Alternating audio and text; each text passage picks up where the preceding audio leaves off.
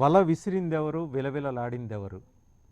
ఈ రెండు ఇప్పటికీ గడిచిన 15 రోజులుగా ఆంధ్రప్రదేశ్ రాజకీయాలకు సంబంధించి అంతు చిక్కని ప్రశ్నలుగానే మిగిలిపోతున్నాయి.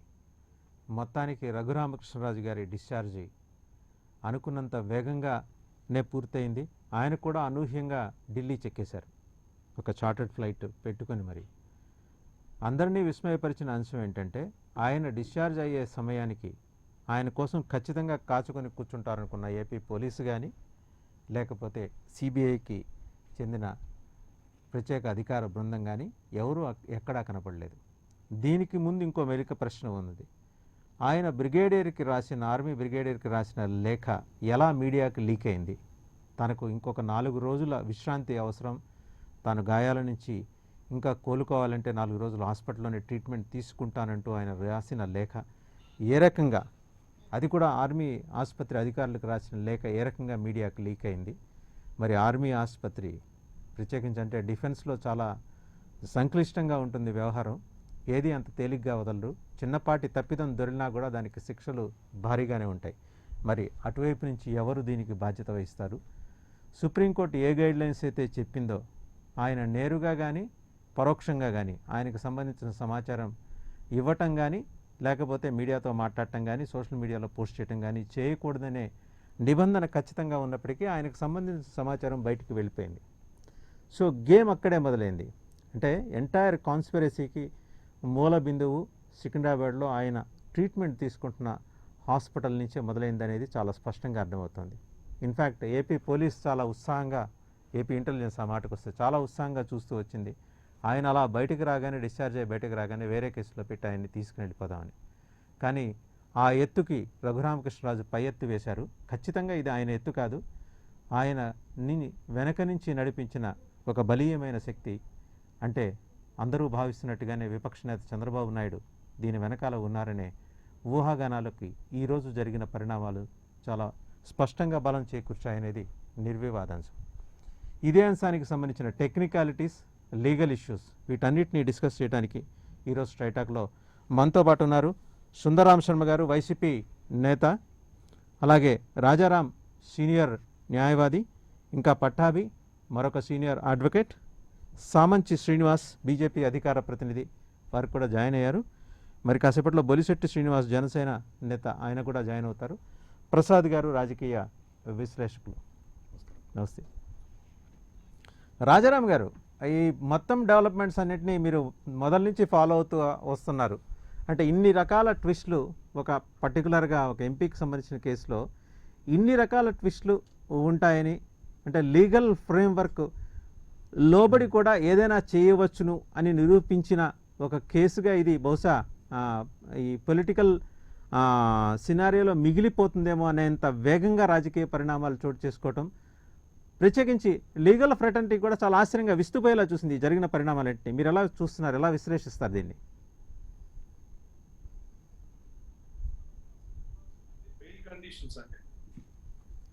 కండిషన్స్ చాలా క్లియర్ గా ఉన్నాయి. మీరు అబ్జర్వ్ చేస్తుంటారు బెయిల్ కండిషన్స్. నేను ఒకసారి లాస్ట్ 2 పాయింట్స్ నేను చదువుతాను మీకు మన కన్వీనియంట్ కోసం.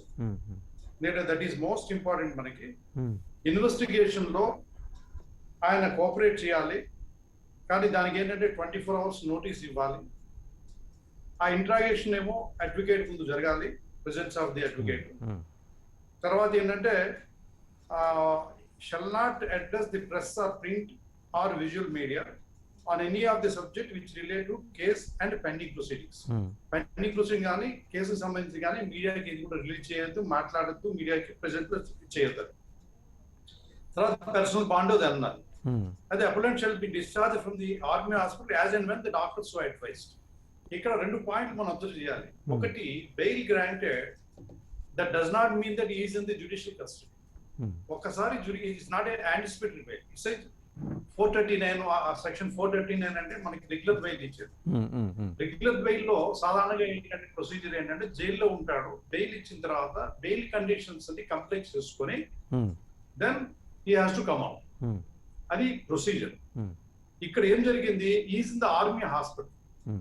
As and when the army hospital can discharge అంటే దట్ డస్ నాట్ మీన్, అంటే దాని అర్థం ఏంటంటే హాస్పిటల్ డిశ్చార్జ్ చేసినప్పుడు ఇంటికి వెళ్ళిపోవడమో లేదా తనకు నచ్చినట్టుగా వెళ్ళిపోవడమో లేదా ఎక్కడికి ఫ్లై అవ్వడమో అన్నది కాదు. He has to be before the police and CBCID వాళ్ళకి he has to execute the bonds, personal bond with the sureties like some, then he can be released. This is the usual procedure. But ఇక్కడ ఏంటంటే simply because discharge from the hospital అన్నారు కాబట్టి bail conditions అన్ని పక్కన పెట్టేసి, అంటే bail conditions అంటే ఆయన ఫర్నిష్ చేయాలి, సెక్యూరిటీ ఇవ్వాలి, ఇవన్నీ పక్కన పెట్టేస్తున్నారు. But all of the sudden నేను morning about 11 o'clock 12 o'clock I heard news ఏంటంటే ఆయన హాస్పిటల్ డిశ్చార్జ్ అవ్వడం, ఇమీడియట్ గా స్పెషల్ ఫ్లైట్ లో ఢిల్లీ వెళ్ళిపోవడం జరిగింది అన్నది. కొంతమంది ఏమంటారంటే ఎయిమ్స్ లో మెడికల్ టెస్ట్ తీసుకో, హాస్పిటల్లో డిశ్చార్జ్ ఇక్కడ ఇవ్వమన్నారు కానీ ఎయిమ్స్ లో కానీ ఇంకెక్కడ కానీ వెళ్ళమని చెప్పలేదు. సో ఇక్కడ నేనేమనుకుంటున్నానంటే సిబిసిఐడి వాళ్ళు మనకి వాచ్ చేస్తున్నారా, అంటే గవర్నమెంట్ అబ్జర్వ్ చేస్తుందా, లేకపోతే మనకెందుకులే ఒకసారి కేసు రిజిస్టర్ చేశాం కాబట్టి వాళ్ళు అనుకుంటున్నారా, లేదా అంటే పొలిటికల్ గా ప్లే చేస్తూ దీన్ని లీగల్ లూప్ హోల్స్ తీసుకుని ముందు ప్రొసీడ్ అవుదామని మరి రాజు గారు ఎంపీ గారు ఆయన అనుకుంటున్నారో నాకు తెలియదు. బట్ ఇక్కడ సిచ్యువేషన్ ఏంటంటే it is a clear violation of bail order. That is one aspect. The second aspect మీరు చెప్పింది ఏంటంటే ఇంకో పాయింట్ మీరు అడిగారు నన్ను, ఏంటంటే విత్ రెస్పెక్ట్ టు ఈ పొలిటికల్ ఇంటర్ఫీరెన్స్ అని. పొలిటికల్ ఇంటర్ఫీరెన్స్ అనేది నేను అబ్జర్వర్ నేను కాదు, పొలిటికల్ అబ్జర్వర్ కాదు నేను. బట్ ఏంటంటే ఇక్కడ అబ్జర్వ్ చేస్తుంటే ఇక్కడ పొలిటికల్ గా మోటివేటెడ్ అని అనిపిస్తున్నారు, అంతకన్నా ఇంకేం లేదు. ఎందుకంటే లీగల్ గా చెప్పాలంటే ఒకసారి బెయిల్ గ్రాంట్ చేసిన తర్వాత ఆయన జైల్లో ఉన్నట్టే deemed to be in judicial custody, దాని నుంచి బెయిల్ కండిషన్స్ కంప్లైంట్ చేసుకొని అప్పుడు బయటికి రావాలి. హాస్పిటల్ డిశ్చార్జ్ చేయడం అంటే నేను ఇంటికి వెళ్ళిపోతాను నాకు నచ్చింది కానీ it's not ordinary patient in the hospital, is a patient with accusation and arrested by the CBCID. Rajaram గారు, అంటే నాది బేసిక్గా ఒక ప్రశ్న, అంటే సుప్రీంకోర్టు డైరెక్షన్ ఇచ్చినప్పుడు చాలా స్పష్టంగా చెప్పింది ఆయనకు సంబంధించిన సమాచారం నేరుగా కానీ పరోక్షంగా కానీ మీడియాకు కానీ సోషల్ మీడియాకు కానీ ప్రింట్ కావచ్చు విజువల్ కావచ్చు ఆ సమాచారం వెల్లడి కావటానికి అనుమతి లేదు. సుప్రీంకోర్టు చెప్పిన దాని ప్రకారం అనుమతి లేదు. కానీ ఆయన ఆర్మీ ఆసుపత్రి బ్రిగేడియర్కి రాసిన లెటర్ అంటే అయ్యా నాకు అనారోగ్యం కారణంగా మరో 4 రోజులు నేను ఇక్కడే విశ్రాంతి తీసుకుంటాను, ట్రీట్మెంట్ తీసుకుంటానంటూ ఆయన రాసిన లెటరు మీడియాకి వెల్లడి కావటాన్ని సుప్రీంకోర్టు ఏ రకంగా పరిగణిస్తుంది? అంటే ఇది పూర్తిగా లీగల్ ఫ్రేమ్కి సంబంధించి నాకున్న సందేహం. Could you please clarify sir? It is a clear violation of order అండి, సుప్రీం ఆర్డర్. ఎందుకంటే ఇక్కడ మీరు బెయిల్ తీసుకోలేదు. ఒకటి ఫస్ట్ పాయింట్ మనం బాగా అబ్జర్వ్ చేస్తే బెయిల్ తీసుకోలేదు. నెంబర్ 2 ఇతను లెటర్ అడ్రస్ చేశారు, ఇది మీడియాకి రిలీజ్ అయింది. మీడియాకి రిలీజ్ అయింది అంటే మరి రాజు గారు ఇంటెన్షనల్ గా మీడియాకి ఇచ్చినట్టే ఇక్కడ భావించాలి. ఎందుకంటే అది clear violation of the condition stipulated by the supreme court. So he has to face the truth, but unfortunately CBCID గానీ గవర్నమెంట్ గానీ ఇంకా సీరియస్ గా తీసుకుని సుప్రీం కోర్టులో దృష్టికి తీసుకొచ్చి కంటెంప్ట్ చేస్తే మాత్రం ఇది చాలా సీరియస్ ఇష్యూ అవుతుంది. Okay right. పట్టాభి గారు మీరేమంటారంటే రాజారాం గారు ఒక విషయం చాలా స్పష్టంగా చెప్పారు, ఇది ఖచ్చితంగా వైలేషన్ ఆఫ్ బెయిల్ ఆర్డరే. అంటే ఆయన ఆర్మీ ఆసుపత్రి అధికారులకు రాసిన లేఖ మీడియాకు వెల్లడి కావటం, మీడియాకు లీక్ కావటం.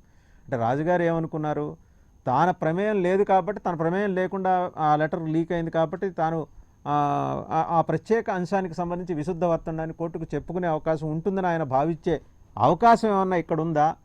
లేదా రాష్ట్ర ప్రభుత్వం కానీ సిఐడి కానీ ఈ అంశాన్ని ప్రత్యేకంగా అదనంగా సుప్రీంకోర్టు దృష్టికి తీసుకొచ్చి అదే అడిషనల్ అఫిడవిట్ ఏమన్నా ఫైల్ చేసి అందులో దృష్టికి తీసుకొస్తే కానీ సుప్రీంకోర్టు ఈ విషయంలో తలదూర్చదా? తనంతట తానుగా సుప్రీంకోర్టు ఏమన్నా ఈ అంశానికి సంబంధించి రాజుగారిని ప్రశ్నించే అవకాశం ఉందా, ఆయన కానీ ఆయన లాయర్లు కానీ?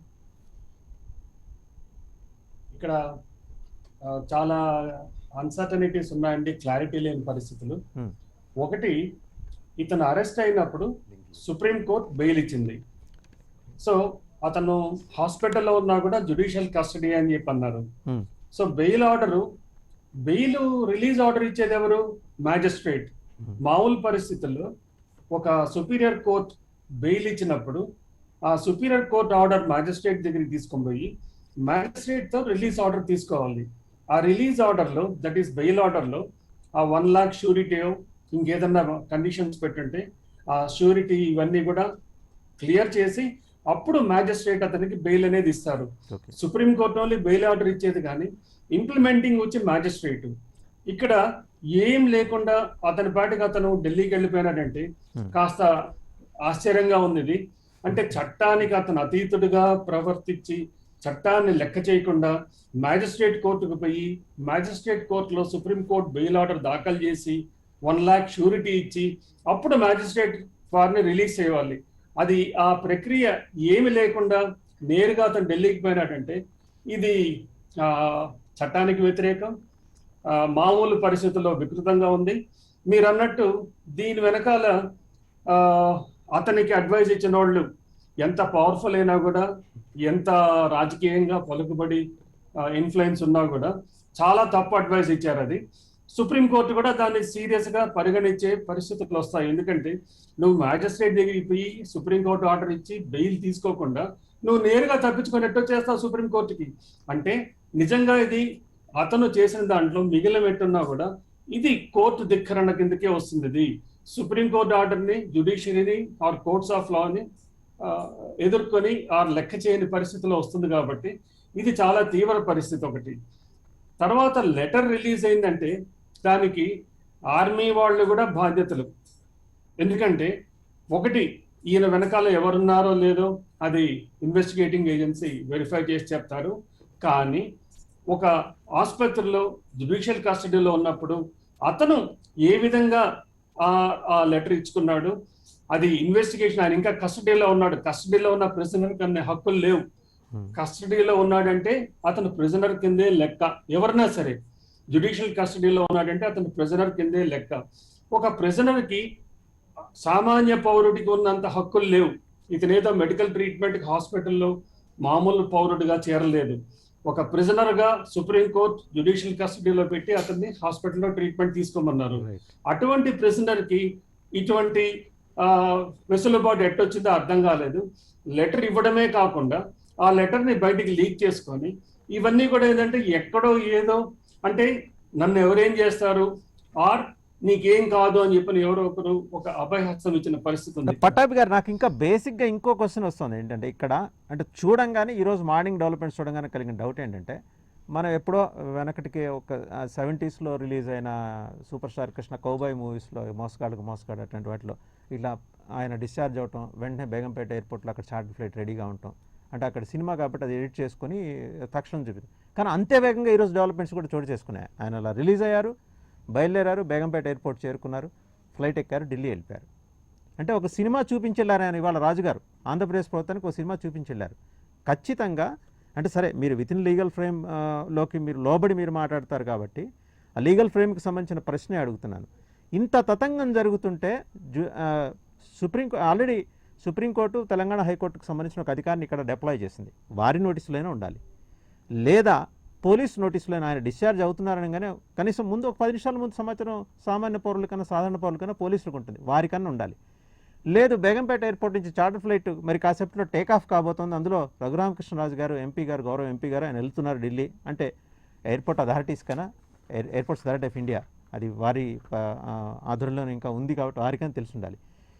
ఇన్ని వీళ్ళందరికీ తెలిసినప్పుడు ఆంధ్రప్రదేశ్ ప్రభుత్వానికి తెలియకపోవడం ఏంటనేది అర్థం కాని విషయం. ఇక్కడ ఇందులో ఏమన్నా మతలబు ఉందంటారా, లేకపోతే ఆ స్థాయిలో సరే ఆయనకు అడ్వైస్ చేసిన వాళ్ళు ఆ స్థాయిలో మంత్రాంగమో లేదా యంత్రాంగమో నడిపించి ఉంటారని భావించవచ్చునా? అంటే ఇందులో అటు లీగల్ ఆస్పెక్ట్ ఉందండి, పొలిటికల్ కాన్స్పిరసీ కూడా ఉందండి. బహుశా ఇంత మసాలా చిత్రం ఈ మధ్యకాలంలో రిలీజ్ కాలేదు ఎక్కడ పొలిటికల్ ఫ్రేమ్లో. లీగల్గా ఎస్, ఇందాకే చెప్పాను, లీగల్గా వచ్చి ఆయన చేసింది కోర్టు ధిక్కరణ చర్య, దాని గురించి ఎటువంటి అనుమానం లేదు. కానీ ఇప్పుడు మీరు చెప్పే దాని ప్రకారం ఆయన రిలీజ్ ఇన్ఫాక్ట్ ఆర్మీ హాస్పిటల్ కూడా దీంట్లో భాగస్వాములను ఎందుకు చెప్తున్నానంటే, ఆర్మీ హాస్పిటల్ కూడా సుప్రీంకోర్టు ఏమనిందంటే నువ్వు జ్యుడిషియల్ కస్టడీలో ఉన్నావు అనాలి. అతను జ్యుడిషియల్ కస్టడీ నుంచి హాస్పిటల్ నుంచి బయటికి వచ్చేటట్టయితే సిఐడి వాళ్ళకి ఇవ్వాలి. ఎందుకంటే ఇన్వెస్టిగేటింగ్ ఏజెన్సీ ఆంధ్రప్రదేశ్ సిఐడి వాళ్ళకి అయ్యా మేము ఫలానా తారీఖున ఫలానా గంటకి ఇతన్ని డిశ్చార్జ్ చేస్తున్నాం, మీరు వచ్చి తీసుకోండి కస్టడీ అని చెప్పి అనాలి. ఆర్మీ దానికి మాకు తెలియదు, మాకు చట్టం తెలియదు అని చెప్పడానికి లేదు. కాబట్టి ఆర్మీ కూడా దీంట్లో భాగస్వామ్యం అని చెప్పి నేను చెప్తున్నాను. ఎందుకంటే సిఐడి ఇన్వెస్టిగేషన్ హాస్పిటల్లో నుంచి అతను ట్రీట్మెంట్ అయిన తర్వాత డిశ్చార్జ్ అయిన తర్వాత సిఐడికి రావాలి. అతను సిఐడికి వచ్చిన తర్వాత అప్పుడు వెళ్ళి బెయిల్ సబ్మిట్ చేసుకొని కోర్టులో బెయిల్ తీసుకోవాలి. ఆ ప్రక్రియ ఏం చేయకుండా నేరుగా పోయినాడంటే దీంట్లో పెద్ద ఒక అనుభవం రాజకీయంగా చాలా బలమున్న శక్తి ఈ వెనకాల ఉందని చెప్పని సామాన్య ప్రజకు కూడా తెలుస్తున్నది. దీనికి పెద్ద లాజిక్ పర్లేదు, లీగల్ బ్రెయిన్స్ పర్లేదు. ఇంకొకటి మీరు చూడాల్సింది ఏంటంటే ఇన్వెస్టిగేటింగ్ ఏజెన్సీ అంత ఉత్సాహంగా ఆ రోజు ఆయన అర్ధరాత్రి తీసుకుని వెళ్ళిపోయిన వాళ్ళు ఎందుకు ఆయన దగ్గర డిశ్చార్జ్ ఫలానా టైంకి డిశ్చార్జ్ అవుతారు, ఎప్పుడు అవుతారో వేరే సంగతి, హాస్పిటల్ బయట రెడీగా ఉండాలి కదా మళ్ళీ కస్టడీ తీసుకోవడానికి. ఇంటెలిజెన్స్ వ్యవహారాలకు, ఆంధ్రప్రదేశ్ ఇంటెలిజెన్స్ వ్యవస్థకి ఈ చార్టర్డ్ ఫ్లైట్ వచ్చింది, లేకపోతే బేగంపేట ఎయిర్పోర్ట్కి పోతున్నాడు, లేకపోతే ఈ అరేంజ్మెంట్స్ అన్ని చేస్తున్నాడు అని చెప్పని ఎక్కడ కూడా వాళ్ళకి ఎటువంటి ఇన్ఫర్మేషన్ రాలేదంటే ఇది investigation failure, intelligence failure. In fact Andhra Pradesh ప్రభుత్వాన్ని కొన్నిసార్లు చూస్తుంటే బాధేస్తుంది. ఎందుకయ్యా మీరు ఈ విధంగా ఈ అనవసరమైన ప్రక్రియలు చేసి అబాసపాలు అవుతున్నారు? మీకు ఇన్వెస్టిగేషన్ చేత కాదా? మీకు ఇంటెలిజెన్స్ లేదా? ఈ ఎఫ్ఐఆర్ రిజిస్టరింగ్ కూడా ఎంత లైట్ గా అసలు సెక్షన్ అనేది కూడా 124A కూడా మేకౌట్ కాకుండా చేశారు. దీనివల్ల మీరు ఏం లాభం చేస్తున్నారు? దీనికి వల్ల మీకు వచ్చింది ఏంటంటే ఆపోజిషన్ పార్టీ లీడర్స్ కి మీకు ఎవరైతే వ్యతిరేకిస్తున్నారో వాళ్ళకి మిమ్మల్ని కొట్టడానికి ఆయుధాలు ఇస్తున్నారు. వాళ్ళు అది సద్వినియోగం చేసుకొని మిమ్మల్ని వాయిస్తున్నారు. మీరు ఏం చేస్తున్నారు? మీరు కోర్టులను గౌరవించడం లేదు. ఎందుకంటే ఒక కస్టడీలో ఉన్న వ్యక్తిని మీ చేతులతో మీ కళ్ళ ఎదురుగుండా మీ ప్రెజెన్స్ లో అతను తప్పించుకోకపోతే మీరు నిస్సాయులుగా ఏం తెలియకుండా కూర్చోన్నారు. కాబట్టి మీరు చట్టాన్ని ఏ విధంగా గౌరవిస్తున్నారు అనే ప్రసక్తి కూడా వస్తుంది ఇక్కడ. సో నేనేమంటానంటే ఆంధ్రప్రదేశ్ ప్రభుత్వం చూడాల్సింది, మీ ఇంటెలిజెన్స్ ఫెయిల్యూర్ అయింది. ఆంధ్రప్రదేశ్ ప్రభుత్వం చూడాల్సింది, మీ సిఐడి వైఫల్యం కూడా ఉంది. మీరు చక్కదిద్దుకోవాలి. ఒక మనిషి ఇంత పెద్ద కాంట్రవర్సీ క్రియేట్ చేసి దేశమంతా ఆతృతగా చూస్తూ మీ చర్యలతో, మీ అరెస్ట్లతో అటువంటి మనిషి అంత సులభంగా మిమ్మల్ని తప్పించుకొని కోర్టును ధిక్కరించి ఢిల్లీకి వెళ్ళిపోయినాడంటే ఇది కేవలం మీ చేతకాంతనం అనుకోవాల్సిందే. రైట్. ప్రసాద్ గారు మీరేమంటారు? అంటే మీరు మొత్తం డెవలప్మెంట్స్ అని ఇప్పుడు యాజ్ సజెస్టెడ్ పటాభి గారు, రాజారాం గారు కూడా చెప్పారు. చాలా ఆశ్చర్యంగా, అంటే అలా డిశ్చార్జ్ అయ్యారు, పావు గంటలో ఆయన బేగంపేట ఎయిర్పోర్ట్కి రీచ్ అయ్యారు, అరగంటలో ఫ్లైట్ అక్కడి నుంచి టేక్ ఆఫ్ అయింది. He's now safe. అంటే ఆయన పర్సెప్షన్లో ఆయన సేఫ్. ఏమైపోయింది? సిఐడి ఏమైపోయింది? ఏపీ పోలీస్ ఏమైపోయింది? లేదా తెలంగాణ జ్యుడిషియరీ కోసం నుంచి ఒక ప్రత్యేకమైన అధికారి అక్కడ డిప్లాయ్ అయినారు, వారేమైపోయారు? ఏం జరిగింది అసలు? ఇవాళంతా ఒక సినిమా మాదిరి ఉంది ఇవాళ ఈరోజు జరిగిన డెవలప్మెంట్స్. ముందుగా ప్రైమ్ లైన్ ప్రేక్షకులకు నమస్కారం అండి. దానిలో ఉన్న పెద్దలు సుందరరాయస్వామి గారికి, పట్టాభి సార్కి, రాజారాం సార్కి, శ్యామి శ్రీనివాస్ గారికి, వస్తున్న బొలిశెట్టి శ్రీనివాస్ గారికి కూడా నమస్తే అండి. మీకు కూడా పెద్దలు పట్టాభి గారు, రాజారాం గారు ఇద్దరు కోర్టులని ఏ విధంగా తప్పుదారి పట్టించి ఏం జరిగింది అన్నది అండ్ వ్యవస్థల్లో ఉన్న లోపాలని ఎత్తి చూపించారు. ఈ ప్రక్రియ అంతా వ్యవస్థల్లో ఉన్న లోపాలను ఎత్తి చూపించడానికి చేసిన ప్రక్రియనండి. పెద్దలు సుందరరాయస్వామి గారు ఆయనకున్న అనుభవం, ఆయనకున్న విజ్ఞతకి ఇప్పటికైనా వైసీపీ లీగల్ సెల్ బాధ్యతలు స్వీకరిస్తే, ఎలాగో ఆయన ప్రాణాలకు తెగించి ఆ వైసీపీలో జాయిన్ అయ్యారు కాబట్టి కొంత ముందు నడిపిస్తారు విజ్ఞులు ఆయన. ఎందుకంటే 4 విషయాలు తెలుసు ఆయనకి. ఒక విన్నపం అన్నమాట ఇక్కడి నుంచి, అంతకన్నా ఇంకేం లేదు. అంటే ఓవరాల్గా ఏంటంటే ఇక్కడ జరుగుతున్న పరిణామాలు వ్యవస్థల పట్ల ఎలా నమ్మకం పోగొట్టాలి అన్నదానికి ఇది ఒక డైరెక్షన్. వ్యవస్థలను నువ్వు గౌరవించట్లేదంత పక్కది, వ్యవస్థలను ఎలా మిస్లీడ్ చేస్తున్నారు అన్న దాని మీద గమనించండి మీరు. కోడికత్తి ప్రస్థానం దగ్గర నుంచి చూసుకుంటే నాకు ఇక్కడ వ్యవస్థల మీద నమ్మకం లేదు, అక్కడి నుంచి స్టార్ట్ అయింది ఇది. ఓవరాల్గా జరుగుతున్న ప్రక్రియకి అనుసంధానించుకుంటూ చూసుకుంటే ఇక్కడ ఏమైంది? సిఐడి నీ వ్యవస్థే నమ్మకం కోల్పోట్టారు వాళ్ళు, అండ్ ఇంటెలిజెన్స్ నమ్మకం కోల్పోట్టారు. న్యాయంగా నేను రాజ్యాంగాన్ని, వ్యవస్థల్ని గౌరవిస్తాను, నాకు వాటి మీద అత్యంత నమ్మకం ఉంది. ద హైయెస్ట్ అథారిటీస్ ఇక్కడ. రాజుగారు ఇందాక లేదా మీరు సినిమా చూపించారన్నారు కదండి, నేనైతే ఆయన న్యూస్ రీల్ చూపించారు. వెండి తెర మీద ఖచ్చితమైన సినిమా వాళ్ళకి ఆయనకి చూపిస్తారు. మిగిలింది ఏ కోర్టులను అయితే ఆయన మిస్లీడ్ చేశారో ఆ కోర్టు. ఇప్పుడు నేను అంటుంది ఏంటంటే ఆయనకి వ్యవస్థలో జరిగిన దాని అన్యాయం అని ఓటంకించి చెప్పిన తర్వాత ఆ వ్యవస్థలో ఉన్న, రాజ్యాంగ వ్యవస్థలో ఉన్న సుప్రీంకోర్టే ఆయన రక్షణకు వచ్చింది. ఒక పరిణామాన్ని ఇవాళ అవే సుప్రీంకోర్టు గైడ్ లైన్స్ అని పక్కన పెట్టి అది చెప్తున్నాను. నిన్ను ఏ వ్యవస్థ అయితే పరిరక్షించిందో ఆ వ్యవస్థను నువ్వు తప్పుదారి పరిహసిస్తే కొంతమంది విజ్ఞులు చెప్తూ ఉంటారు, ఈ 10 days టైం ఉంది, 10 daysలో ₹1,00,000 పూచీకత్తు కట్టొచ్చు తర్వాత ఇదంటే ఒక ప్రొసీజర్ ఉందండి. ఈ రోజుల్లో కూడా ఆన్లైన్లో మనం టైప్ కొట్టేసి నోటీస్ ఇచ్చి వచ్చి అన్నీ అనుకుంటే అవన్నీ జరిగిపోతున్నాయి. నిజం, నేను కాదంటలేదు. ఆన్లైన్ ప్రక్రియకి అందరూ అనుసంధానించవచ్చు, చాలా బాగా చేసుకోవచ్చు కూడా. కానీ మనకి కోర్టు త్రూగా ఆయన ఇందాక పెద్దలు పట్టాభి గారి రాజారాం గారికి ఉన్న అనుభవం ముందు, మనం ఇంక్లూడింగ్ సుందరరాయ శర్మ గారి ముందు ఆ కోర్టు ప్రొసీజర్స్ వాళ్ళకి తెలిసిన దాంట్లో మనకు అనాపైసా కూడా తెలియదు. అలాంటి వాళ్ళే చెప్తున్నారు కదా, నీకు ఏ న్యాయస్థానం పరిధిలోకి నువ్వు ఉన్నావో ఆ బెయిల్ అక్కడ ఆ సెషన్ జడ్జో లేకపోతే ఆ సుప్రీం హైకోర్టు జడ్జో నీకు గ్రాంట్ చేస్తేనే నెక్స్ట్ ప్రొసీజర్ అంతా. He's for your information people should know that judicial custody. మీరు ఎందుకు రాజుగారి విషయంలో అలా మాట్లాడుతున్నారు? ఆయన ఢిల్లీ వెళ్ళి చేసుకుంటారేమో అవన్నీ. చేసుకోవడానికి అదేనండి, చేసుకోవడం ఎవరి పని వాళ్ళు చేసుకుందాం అనుకుంటే చట్టం దాని పని అది చేసుకుంటుంది. దానికి వెనక అసలు ఇక్కడ ఏంటంటేనండి, ఒక ట్విన్స్ ఉంటారండి, పుట్టిన వెంటనే ఎవరికి ముందు నడకొస్తే ఆయన పట్టుకుని నడికి నడకొచ్చిందని వెళ్ళిపోతే వెనకాతలోడికి నడక రాకపోతే రెండు బ్యాలెన్స్ అవ్వవు. అదే జరుగుతుంది ఇక్కడ. నిన్ను ఇద్దరికి ఒకే అసైన్మెంట్ ఇచ్చి ఈ విధంగా నువ్వు చేయి, ఆ విధంగా నువ్వు చేయని దాంట్లో ఒకటి చేయి పట్టుకుని ముందుకు తీసుకెళ్ళిపోతే ఇలాగే పరిహసించబడతాయి. ఈ సిచ్యువేషన్స్ ఈ విధంగానే పరిహసించబడతాయి. ఇక్కడ ఓవరాల్గా జరుగుతున్న దానికి ఎవరు బాధ్యత వహించాలి? నేను నడిపించేవాడిని నమ్ముకుని అదే ధైర్యంతో ముందుకెళ్ళిపోవు కదా.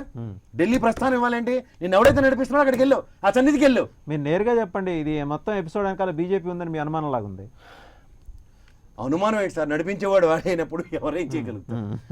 ఒక్కొక్కరికి ఒక్కొక్క గ్యారంటీ ఉంటుంది, ఒక ఎష్యూరెన్సెస్ ఉంటాయి. ఎష్యూరెన్సెస్ లేకుండా సార్ ఇక్కడ ఒక చిన్న విషయం, మీరు ఇందాక లేదో 25% చంద్రబాబు నాయుడు గారు అపోజిషన్ లీడర్కి ఎంత డిస్కషన్ పవర్స్ ఉంటే ఇంకెవరు చీఫ్ మినిస్టర్ స్థానం కాదు, అందరూ ఆంధ్రప్రదేశ్లో అపోజిషన్ లీడర్గానే అవుదాం అనుకుంటారు. ఇన్ఫాక్ట్ ఆయన అంటే ఆ ప్రస్తావన వచ్చింది కాబట్టి చెబుతున్నాను. ఇన్ఫాక్ట్ అపోజిషన్ లీడర్ గా చంద్రబాబు తన సమర్థాన్ని పలు సందర్భాల్లో నిరూపించుకుంటూ వచ్చారు. పలు సందర్భాల్లో నిరూపించుకునే అవకాశం వీళ్ళు ఇచ్చారు. ఇక్కడ మీరు గమనించవలసిన విషయం అంటే పలు సందర్భాల్లో ఆయన అవకాశాన్ని వినియోగించుకోవడానికి వీళ్ళు వేదికలు క్రియేట్ చేశారు. కానీ ఆయన 23 స్థానాలకు ప్రస్థానమే 30 సంవత్సరాలు ఖచ్చితంగా జగన్మోహన్ రెడ్డి గారి ప్రస్థానం అనుకుని తలుపులు వేసుకుని కూర్చున్న తరుణంలో వీళ్ళు సుప్రభాతం పాడి మరీ లేపాయన్ని ఎస్ ఈ విధంగా చేయొచ్చు అని చూపిస్తున్నారు.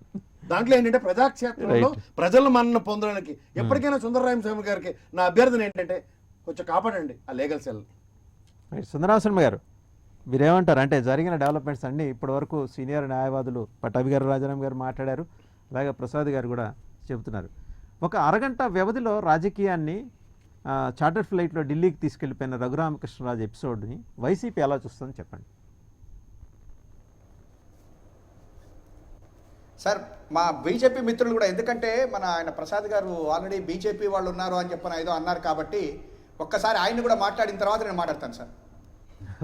Okay right. సామంత్ శ్రీనివాస్ గారు, శర్మ గారు ముందర మిమ్మల్ని మాట్లాడాలంటున్నారు. సామంత్ శ్రీనివాస్ గారు. వాసుదేవన్ గారు, ఇప్పుడు జరుగుతున్నటువంటి ఈ బెయిల్ ఆర్డర్ అయిన తర్వాత జరుగుతున్నటువంటి పరిణామాలు ఒకసారి గమనిస్తే రఘురామరాజు గారిని జ్యుడిషియల్ కస్టడీలో ఉన్నట్టు కన్సిడర్ చేయమని చెప్పి కోర్టు ఆర్డర్ ఇవ్వడం జరిగింది. అదేవిధంగా తెలంగాణ హైకోర్టు డిప్లాయ్ చేపట్టినటువంటి రిజిస్ట్రార్ చేత సూపర్విజన్ చేయమని చెప్పడం జరిగింది. దాంతో పాటుగా అండర్ ట్రయల్ ప్రిజనర్స్ కి ఒక ఎస్కార్ట్ ఉంటుంది, ఏదైతే రిలీజ్ అయ్యేదాకా కూడా ఆ ఎస్కార్ట్ ప్రొవైడ్ చేయబడుతుంది. 2+2 కావచ్చు, లేకపోతే 3+3 కావచ్చు, ఆ రకంగా ఎస్కార్ట్ ప్రొవైడ్ చేస్తారు. హాస్పిటల్ జ్యుడిషియల్ కస్టడీలో ఉన్నప్పుడు, సబ్ జైల్లో లేకుండా హాస్పిటల్లో ఉన్నప్పుడు ట్రీట్మెంట్ తీసుకునే సమయంలో ఎస్కార్ట్ ఉంటుంది. మరి ఆ ఎస్కార్ట్ ఎక్కడికి వెళ్ళింది, ఎస్కార్ట్ ఏం చేస్తుంది? అంతేకాకుండా ఇప్పుడు సుప్రీంకోర్టు యొక్క ఆర్డర్ని మనం కానీ గమనిస్తే దానికి కాల పరిమితి అంటూ ఏమీ విధించలేదు. ఈ బెయిల్ ఆర్డర్ పాస్ చేస్తూ బెయిల్ ఆర్డర్ని ఎవరి సాటిస్ఫాక్షన్ కోసం ఎవరైతే రిమాండ్ ఇచ్చారో ఆ కన్సర్న్ మున్సిఫ్ మెజిస్ట్రేట్ కోర్టు ముందర 1 lakh 2 షూరిటీస్ తోటి సాల్వెన్సీస్ ప్రొడ్యూస్ చేయాలి. అప్పుడు మున్సిఫ్ మెజిస్ట్రేట్ కోర్టు ఎన్లార్జ్ చేస్తుంది. అయితే ఈ పర్టికులర్ టైం లోపల డిశ్చార్జ్ అయిన తర్వాత కానీ లేక డిశ్చార్జ్ కంటే ముందు ఎన్లార్జ్ కావాలని చెప్పి కానీ అట్లాంటి కాల పరిమితి ఏమీ విధించలేదు. కాబట్టి ఇప్పుడు పూర్తిగా ఈ ఎస్కార్ట్ ఏం చేస్తుంది, ఆ రకంగా ఆయన అక్కడి నుంచి డిశ్చార్జ్ అయ్యి బయట ప్రాంతానికి వెళ్ళే సమయంలో ఇక్కడ కస్టడీలో జ్యుడిషియల్ కస్టడీలో ప్రొటెక్షన్ ప్రొవైడ్ చేయాల్సినటువంటి ఎస్కార్ట్ ఏమైందనేది ఒక ప్రశ్న. అంతేకాకుండా ఈరోజు కాల పరిమితి లేదు కాబట్టి ఖచ్చితంగా ఆయన మరోసారి అంటే వెంటనే వచ్చి మళ్ళీ ఆయన పరోక్షంగా కూడా సాల్వెన్సీస్ ప్రొడ్యూస్ చేయొచ్చు. ఆయన రిలీజ్ కావడానికి ఆయన హాస్పిటల్లోనే ఉండొచ్చు, లేదంటే ఫర్దర్ ట్రీట్మెంట్ కోసం కూడా మరి అంతకన్నా ఉన్నతమైనటువంటి ఇంకా ఫర్దర్ ట్రీట్మెంట్, బెటర్ ట్రీట్మెంట్ కోసం వేరే డాక్టర్స్ని కన్సల్ట్ చేసేటువంటి అవకాశం కూడా ఆయన ముందున్నటువంటి అవకాశాలు, ఆ రకంగా అవకాశాలు పరిశీలించుకోవడానికి వెళ్ళారని చెప్పేటువంటి పరిస్థితి కూడా వస్తుందేమో. అదే సమయంలో తర్వాత ఆయన యాబ్సెన్స్లో కూడా మున్సిపల్ మెజిస్ట్రేట్ ముందు డిశ్చార్జ్ అయిన తర్వాత వచ్చి ఆయన సాల్వెన్సీస్ ఫర్నిష్ చేయాల్సినటువంటి అలాంటిది ఏమి లేదు. ఆయన హాస్పిటల్లో ట్రీట్మెంట్ కంటిన్యూ అవుతూనే ఆయన ఏదైతే సుప్రీంకోర్టు ఇచ్చినటువంటి గైడ్ లైన్స్ ప్రకారం సాల్వెన్సీస్ కన్సర్న్ కోర్టులో ప్రొడ్యూస్ చేయొచ్చు. ఈ రకంగా అనేక రకాలైనటువంటి బెయిల్ ఆర్డర్లో ఉన్నటువంటి వెసులుబాటుని అవకాశంగా తీసుకున్నారనే విషయం మనకు అట్ ప్రెజెంట్ మనకు ముందున్నటువంటి వివరంగా మనకు తెలుస్తుంది. అయితే ఇంతకుముందు ప్రసాద్ గారు విశ్లేషణ చెప్తూ ఆయన దీని వెనుక ఎవరో ఉన్నారని, ఈయన దగ్గరుండి చూసినట్లు, ఈయన వ్యవహారం అంతా నడిపేటప్పుడు జ్యుడిషియల్ కస్టడీలో ఉన్నప్పుడు ఒక్క కస్టడీలో ఉన్నటువంటి అండర్ ట్రయల్ ప్రిజనర్ కానీ లేదా అక్యూజ్డ్ కానీ ఆ కన్సర్న్ వాళ్ళ కౌన్సిల్ ఇచ్చేటువంటి అడ్వైజెస్ ప్రకారమే ముందుకెళ్తాడు. బెయిల్ ఎక్కడ వేయాలి, ఏ కండిషన్స్లో బెయిల్ వేయాలి, ఎప్పుడు వేయాలి, ఏ కోర్టు ముందుకు వెళ్ళాలనేది వాళ్ళ అడ్వకేట్ న్యాయవాది ఇచ్చేటువంటి సలహాల మేరకు ముద్దాయి నడుచుకుంటాడే తప్ప దీని వెనుక ఎవరో ఉన్నారని, ఈ ప్రసాద్ గారు ఈయన రాత్రిపూట భూతద్దం పెట్టి ఎక్కడో చూశాడని, లేక ఎవరో ఈయనకి ఫోన్ చేసి చెప్పారన్నట్టుగా ఈయన ఆ రకమైనటువంటి అపవాదులు వేసే ప్రయత్నం చేస్తున్నారు. నిజంగా మీ దగ్గర అలాంటి ఆధారాలు ఉంటాయి అంటే పోసుకోలు కబుర్లతోటి గుడ్డ కాల్చి వేసేటువంటి బాధ్యత లేనటువంటి వ్యాఖ్యలు కాకుండా మీ ముందు ఏదన్నా ఆధారాలు ఉంటే మాట్లాడితే బాగుంటుంది. కేవలం విశ్లేషకులమని చెప్పుకొని ముందుకొచ్చి ఏదో ఒకటి పోసుకొని కబుర్లు చెప్పడం కన్నా కూడా ఇప్పుడు నేను స్పష్టంగా చెప్పాను, సుప్రీంకోర్టు ఇచ్చిన బెయిల్ ఆర్డర్ని అవకాశంగా తీసుకొని మెజిస్ట్రేట్ ముందు హాజరు కావాల్సినటువంటి సమయాన్ని ఈరోజు ఆయన అడ్వాంటేజ్ చేసుకున్నాడు అనేటువంటి విషయాన్ని మేము ఆర్డర్లో ఉన్నటువంటి దీన్ని మన కళ్ళ ముందు కనిపిస్తున్నటువంటి వాటిని మాత్రం మనం పరిశీలించి మనం వ్యాఖ్యానం చేయొచ్చు, అభిప్రాయాన్ని చెప్పొచ్చు.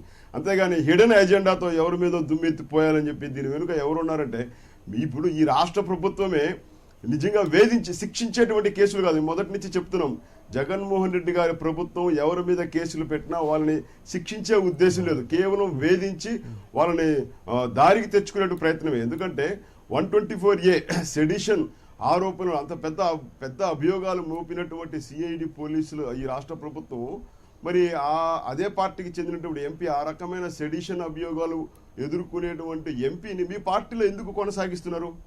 సస్పెండ్ చేయాలి కదా, క్రమశిక్షణ చర్యలు తీసుకోవాలి కదా, ఎందుకు తీసుకోలేదు? కేవలం వేధించడమే. ఈ రకంగా ఈరోజు జగన్మోహన్ రెడ్డి గారు పెట్టే కేసులన్నిటి వెనుక ఏది కూడా న్యాయ పరిశీలనకు, రాజ్యాంగ పరిశీలనకు నిలిచేటువంటి కేసులు కానే కావు. కేవలం రాజకీయ వేధింపుల కోసం పెడుతున్నారు కాబట్టి వెంటనే న్యాయ సమీక్ష ముందు వీగిపోతున్నాయి. రైట్ అండి. సామ శ్రీనివాస్ గారు, మీరు ఒక్క నిమిషం, మీరు రైజ్ చేసింది వ్యాలిడ్ పాయింట్. ఖచ్చితంగా మీరేమైనా దగ్గర నుంచి చూసారా? ఆయన ప్రశ్న అదే, మీరు దగ్గర నుండి చూసారా? నేను మాట్లాడింది వెనక్కేసుకుంటే వెనకాతల నుండి నడిపించేవాడు ఎవడో అని చెప్పాను, కానీ నేను ఎవ్వరి పేరు కానీ ఏది ప్రస్తావించలేదు. మీరు నన్ను ఏ విధంగా ఆపాదిస్తారో ప్రతిసారి నాకు తెలుసు. మీ ఇష్టం వచ్చిన కామెంట్లు నా మీద చేసుకోండి. మోడరేటర్ గారు నన్ను ప్రొవోక్ చేసి ఆ మాట అనమన్నా సరే నేను అనలేదు. అంచేత నేను ఎప్పుడైనా సరే నా రిమార్క్స్కి నేను కట్టుబడి ఉంటాను. రైట్. సుందరామ శర్మ గారు చెప్పండి. సుందరామ శర్మ గారు. సార్, వాసుదేవన్ గారు చెప్పండి. ఇప్పటివరకు లీగల్ విషయంలో రాజారాం గారు కానీ పట్టాభి గారు కానీ కొంతవరకు చెప్పడం జరిగిపోయింది. అయితే ఇక్కడ మెయిన్గా పట్టాభి గారు ఒక 2-3 మాటలు అన్నారు. It is a investigation failure, CID వాళ్ళు ఏం చేస్తున్నారు, పోలీసులు అక్కడ లేరా అని. ఆయన అట్లా అడగటంలో పెద్దగా నేనేమి ఆయన తప్పు పట్టట్లేదు. కానీ మనం 1-2 రోజుల క్రితం కనుక మనం చూస్తే ఏమని స్టార్ట్ చేశారంటే అక్కడ సిఐడి పోలీసులు కూర్చుని ఉన్నారు, ఆయన డిశ్చార్జ్ కాగానే ఆయన ఎక్కించుకుని మళ్ళీ వెనక్కి వెళ్ళిపోతారు, వేరే కేసులు పెడతారట అని మనం రోజు డిబేట్లు చూసాం. ఏ రకమైనటువంటి పుంకానులుగా ఏ రకంగా మాట్లాడారో చూసాం. ఇవాళ ఇంకొక విషయం ఏం చెప్పాలంటే ఆర్మీలో హాస్పిటల్లో ఉన్నటువంటి వ్యక్తి డిశ్చార్జ్ అయిన తర్వాతన ఏ రకంగా ప్రొసీజర్ ఫాలో అవ్వాలి అనేటువంటిది కాలేదు అని కూడా మన మిత్రులు చెప్పారు. అంటే అట్లా కానటువంటి వాళ్ళు ఏం చెప్పాలి మనం అంటే ఇప్పుడు ఆర్మీ ఎవరి చేతుల్లో ఉంటుంది, ఎవరు ఏ రకంగా చేసినప్పుడు వారి మీద ఎవరు చర్యలు తీసుకోవాలి అనేటువంటిది కూడా ఇవాళ ఒక ఆలోచన చేయాలి. ఇంకొక విషయం ఏంటంటే మీరు ఇందాక లెటర్ ఒకటి లీక్ అయింది అని చెప్పని అన్నారు. కరెక్టే, ఆయన ఆర్మీ దీనికి హెడ్కి రాసినటువంటి లేఖలో ఉన్నటువంటి కొన్ని విషయాలని బయటకు తీసుకురావటం జరిగింది. వాటి మీద కూడా చర్చలు జరిగినాయి. ఆర్మీలో ఉన్నటువంటి హాస్పిటల్ మిలిటరీ హాస్పిటల్, ఎట్టి పరిస్థితుల్లో కూడా ట్రాన్స్పరెన్సీ ఉంటుంది, అక్కడ అకౌంటబిలిటీ ఉంటుంది, అక్కడ ఏవి కూడా బయటికి రావు అని చెప్పని ఎంతో మంది నమ్మాం. అయితే దీనికి ముందు ఇంకొకటి కూడా జరిగింది, ఆయనకి ఎయిర్ ఫ్రాక్చర్ జరిగింది కాలికి అనేటువంటిది కూడా కోర్టుకి, సుప్రీంకోర్టుకి రిపోర్ట్ వెళ్ళక ముందు 2 రోజుల ముందు కూడా జరిగింది. దాన్ని కూడా నేను మాట్లాడాను, మన ఛానల్లోనే మాట్లాడాను. అంటే ఏ రకంగా ఇవన్నీ బయటకు వస్తూ ఉన్నాయి, ఏ రకంగా ఈ లీకులు వస్తూ ఉన్నాయి, వీటన్నిటినీ ఇవాళ ఆంధ్రప్రదేశ్ ప్రభుత్వం మాట్లాడాలి, లేకపోతే దీనికి కూడా సిఐడీలు అక్కడ కూర్చుని ఆఫీసర్లు కూర్చొని చేయాలి అనేటువంటిది ఎంత మటుకు కరెక్ట్ అనేది చూసుకోవాలి.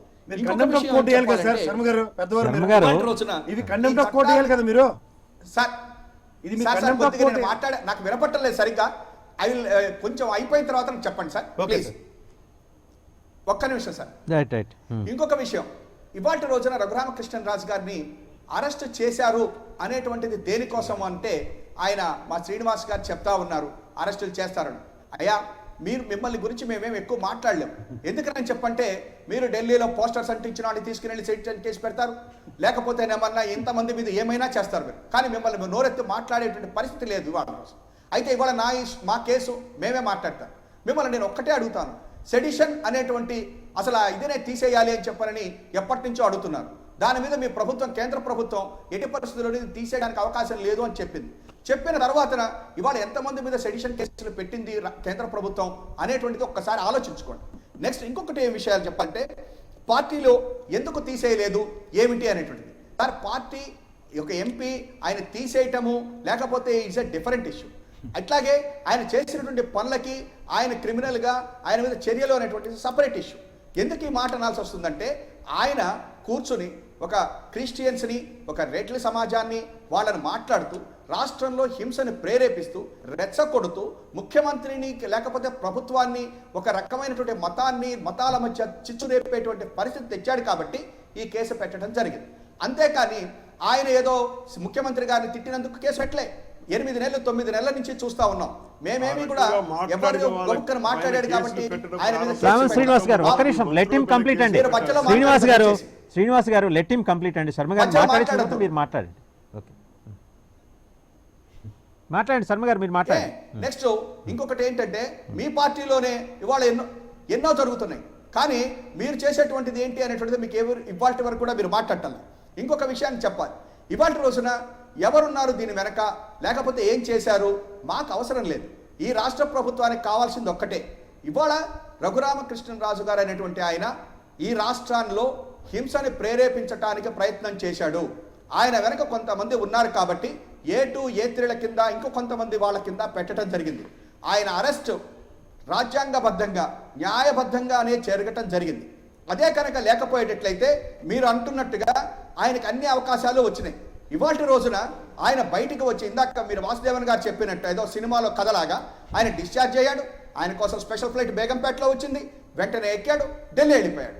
అంటే ఎంతటి వెనక బ్యాక్గ్రౌండ్ ఉంది, లేకపోతే ఎంతటి ఒక రకమైనటువంటి ఒక దాని ఏమనాలి ఒక ఇది కవచం ఆయనకు ఉంది అనేటువంటిది ఇవాళ మనం ఆలోచించాల్సినటువంటి. ఇదే పద్ధతి ఆయన అరెస్ట్ అప్పుడు కూడా చూడండి, మీరు 14వ తారీఖున సాయంకాలం 4 గంటలకు ఆయన అరెస్ట్ చేస్తే వెంటనే పొద్దున్నటికల్లా బెయిల్ పిటిషన్ ఫైల్ అయింది హైకోర్టులో. అది ఎప్పుడైతే కింద కోర్టుకు వెళ్ళమని అన్నారో వెంటనే సుప్రీంకోర్టులో ఫైల్ అయిపోయింది. అట్లాగే వెంటనే 5 గంటలకి మెజిస్ట్రేట్ కోర్టులో వచ్చింది. వెంటనే 5:28కి వాళ్ళ సీనియర్ అడ్వకేట్ లెటర్ రాయటం, బెంచ్ కన్స్టిట్యూట్ కావటం, దాని మీద మెడికల్ బోర్డు కన్స్టిట్యూట్ కావటం, ఇవన్నీ జరిగిపోయినాయి. నేను ఇక్కడ ఏం మాట్లాడుతున్నానంటే, ఇవన్నిటికీ చెయ్యాలి అని చెప్పంటే ఒక వ్యక్తి వల్ల కాదు, ఇది ఒక సమూహ శక్తి, కొంతమంది వ్యక్తుల యొక్క కుట్ర, కొంతమంది ముఠా, ఒక మాఫియా లాగా ఇవాళ ఈ యొక్క దాన్ని నడిపించారే తప్ప లేకపోతే ఒక ఇండివిజువల్ చేయలేడు. అందుకే నేనేమని చెప్తున్నానంటే, ఇవాళ రఘురామకృష్ణరాజు గారి వెనక ఎవరున్నప్పటికీ కూడా నేను అడుగుతున్నది ఒకటే ఒకటి, ఇప్పటి వరకు ఈ రాష్ట్రంలో రూల్ ఆఫ్ లా ఉందా, న్యాయం ఏం చేస్తుంది అని కొంతమంది క్వశ్చన్లు వేసే వాళ్ళకి ఇవాళ రఘురామకృష్ణరాజు గారి మీద మీరు మాట్లాడేటువంటి పౌర హక్కులు కానీ, ప్రజాస్వామ్యవాదులు కానీ, రాజ్యాంగం గురించి మాట్లాడేటువంటి వాళ్ళు కానీ, లేకపోతే న్యాయం గురించి మాట్లాడేటువంటి వాళ్ళు కానీ, వాళ్ళు ఏం చేస్తారు అంటే ఎంతసేపటికి ప్రభుత్వం చెయ్యండి. ఎస్, మరి సిఐడీలు పోయి పోలీస్ ఆఫీసర్స్ నుంచి ఉంటే డిబేట్లు పెట్టారు, ఇంకేముంది ఆయన అరెస్ట్ చేయబోతున్నారన్నారు. పాపం ఏంటంటే ఇవాళ ఉన్నటువంటి కరోనా సమయంలో ఆయన అరెస్ట్ చేయడం కోసం కూర్చున్నారు. ఇదేనా మీ ప్రభుత్వానికి క్వశ్చన్లు చేశారు? వీళ్ళందరినీ నేను ఇవాళ ఒకటే అడుగుతున్నా, ఇవాళ అసలు ఒక్క డిబేట్ ఎందుకు పెట్టలే? రఘురామకృష్ణరాజు గారు ఈ రకంగా వెళ్ళిపోవటాన్ని తప్ప రైట్ అనేటువంటి దాని మీద ఎక్కడా జరగల. ఇవాళ నేను ఒక్కటే కోరుకుంటున్నా, మళ్ళా ప్రజాస్వామ్యవాదులు గురించి మాట్లాడేటువంటి శర్మ గారు ఈ డిబేట్ పెట్టిన ఉద్దేశం అది.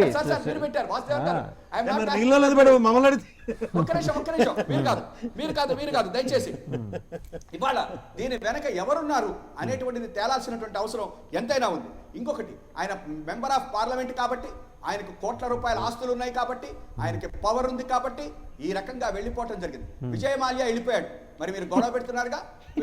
ఆయన ఎవరు? జైన్ మోడీ, నీరవ్ మోడీ వెళ్ళిపోయాడు. ఈయన హైదరాబాద్ నుంచే వెళ్ళిపోయాడు ఢిల్లీ. ఏం చేయమంటారు? నరేంద్ర మోడీ గారు ఏమైనా చేశాడా? ఇవాళ శ్రీనివాస్ గారు పెద్ద మాటలు మాట్లాడుతున్నాడు. మరి విజయ మాల్యాని ఏమైనా పట్టుకొచ్చావా? నీరవ్ మోడీని ఏమైనా పట్టుకొచ్చావా? అదేమన్నా మీ ఫెయిల్యూర్ అని చెప్పి అనమంటావా?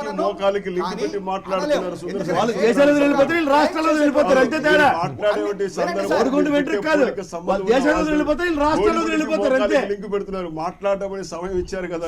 ఎవరెవరు మాట్లాడుతుంది సామంత్ శ్రీనివాస్ గారు ఆయన కంప్లీట్ చేయండి. మీ దగ్గరకు సామంత్ శ్రీనివాస్ గారు మీరు మాట్లాడుతున్నారు కానీ ఆయన కంప్లీట్ చేయండి. సామంత్ శ్రీనివాస్ గారు ఆయన కంప్లీట్ చేయండి. మీ దగ్గరకు వస్తాను. ఆయన కంప్లీట్ చేయండి. మీ దగ్గరకు వస్తాను. సామంత్ శ్రీనివాస్ గారు, శర్మ గారు చెప్పండి. వాసుదేవన్ గారు మీ దగ్గరకు వస్తాను. ఆయన మాట్లాడియండి. ఇప్పుడు మీరు మాట్లాడినప్పుడు ఆయన అడ్డు రాలేదు కదా. మీరు యూ లెట్ హిమ్ కంప్లీట్ అండి. ఓకే, శర్మ గారు మాట్లాడండి. కాబట్టి ఇవాళ ఒక పార్లమెంటు సభ్యుడు ఇవాళ అక్కడ డిశ్చార్జ్ అయ్యి వెళ్ళిపోయిన దానికి భారతీయ జనతా పార్టీ ఒకవేళ వాళ్ళ యొక్క డిఫెన్స్ మినిస్టర్ తోటి మాట్లాడి ఇక్కడ ఏమన్నా పొరపాటు జరిగిందా అని తెలుసుకుంటే మంచిది. లేదు, పొరపాటు జరగలేదు, ఇది కరెక్ట్గా ఉందనుకున్నా కూడా నాకు ఎటువంటి అభ్యంతరము లేదు. అదే రకంగా ఇవాళ ఉన్నటువంటి రాష్ట్రంలో ఉన్నటువంటి పౌర హక్కుల గురించి మాట్లాడేవారు, ప్రజాస్వామ్యం గురించి మాట్లాడేవాళ్ళు, రూల్ ఆఫ్ లా గురించి మాట్లాడేవాళ్ళు, రాజ్యాంగం గురించి మాట్లాడేటువంటి వాళ్ళకి నా యొక్క దయచేసి ఒక చిన్న విన్నపం ఏంటంటే, ఇవాళ రఘురామకృష్ణరాజు గారు ఈ రకంగా వెళ్ళిపోవటాన్ని మీరు ఏ రకంగా కోర్టుల్ని అప్రోచ్ అవుతారా?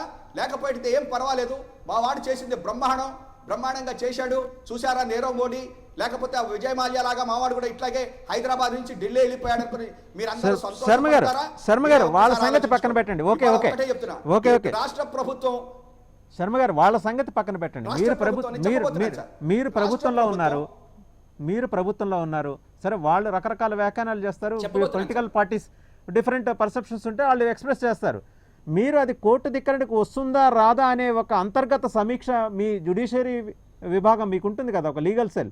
దాంట్లో మీరు సమీక్షించుకొని మీరు ప్రాపర్ అప్రోచ్ నెక్స్ట్ స్టెప్ ఎలా వెయ్యాలి అనే దాని మీద ఏమన్నా అసలు మీరు ఇంత నిమ్మక నీరెత్తినట్టు సాయంత్రం దాకా కూర్చున్నారంటే అసలు ఏం జరుగుతుంది ప్రభుత్వంలో?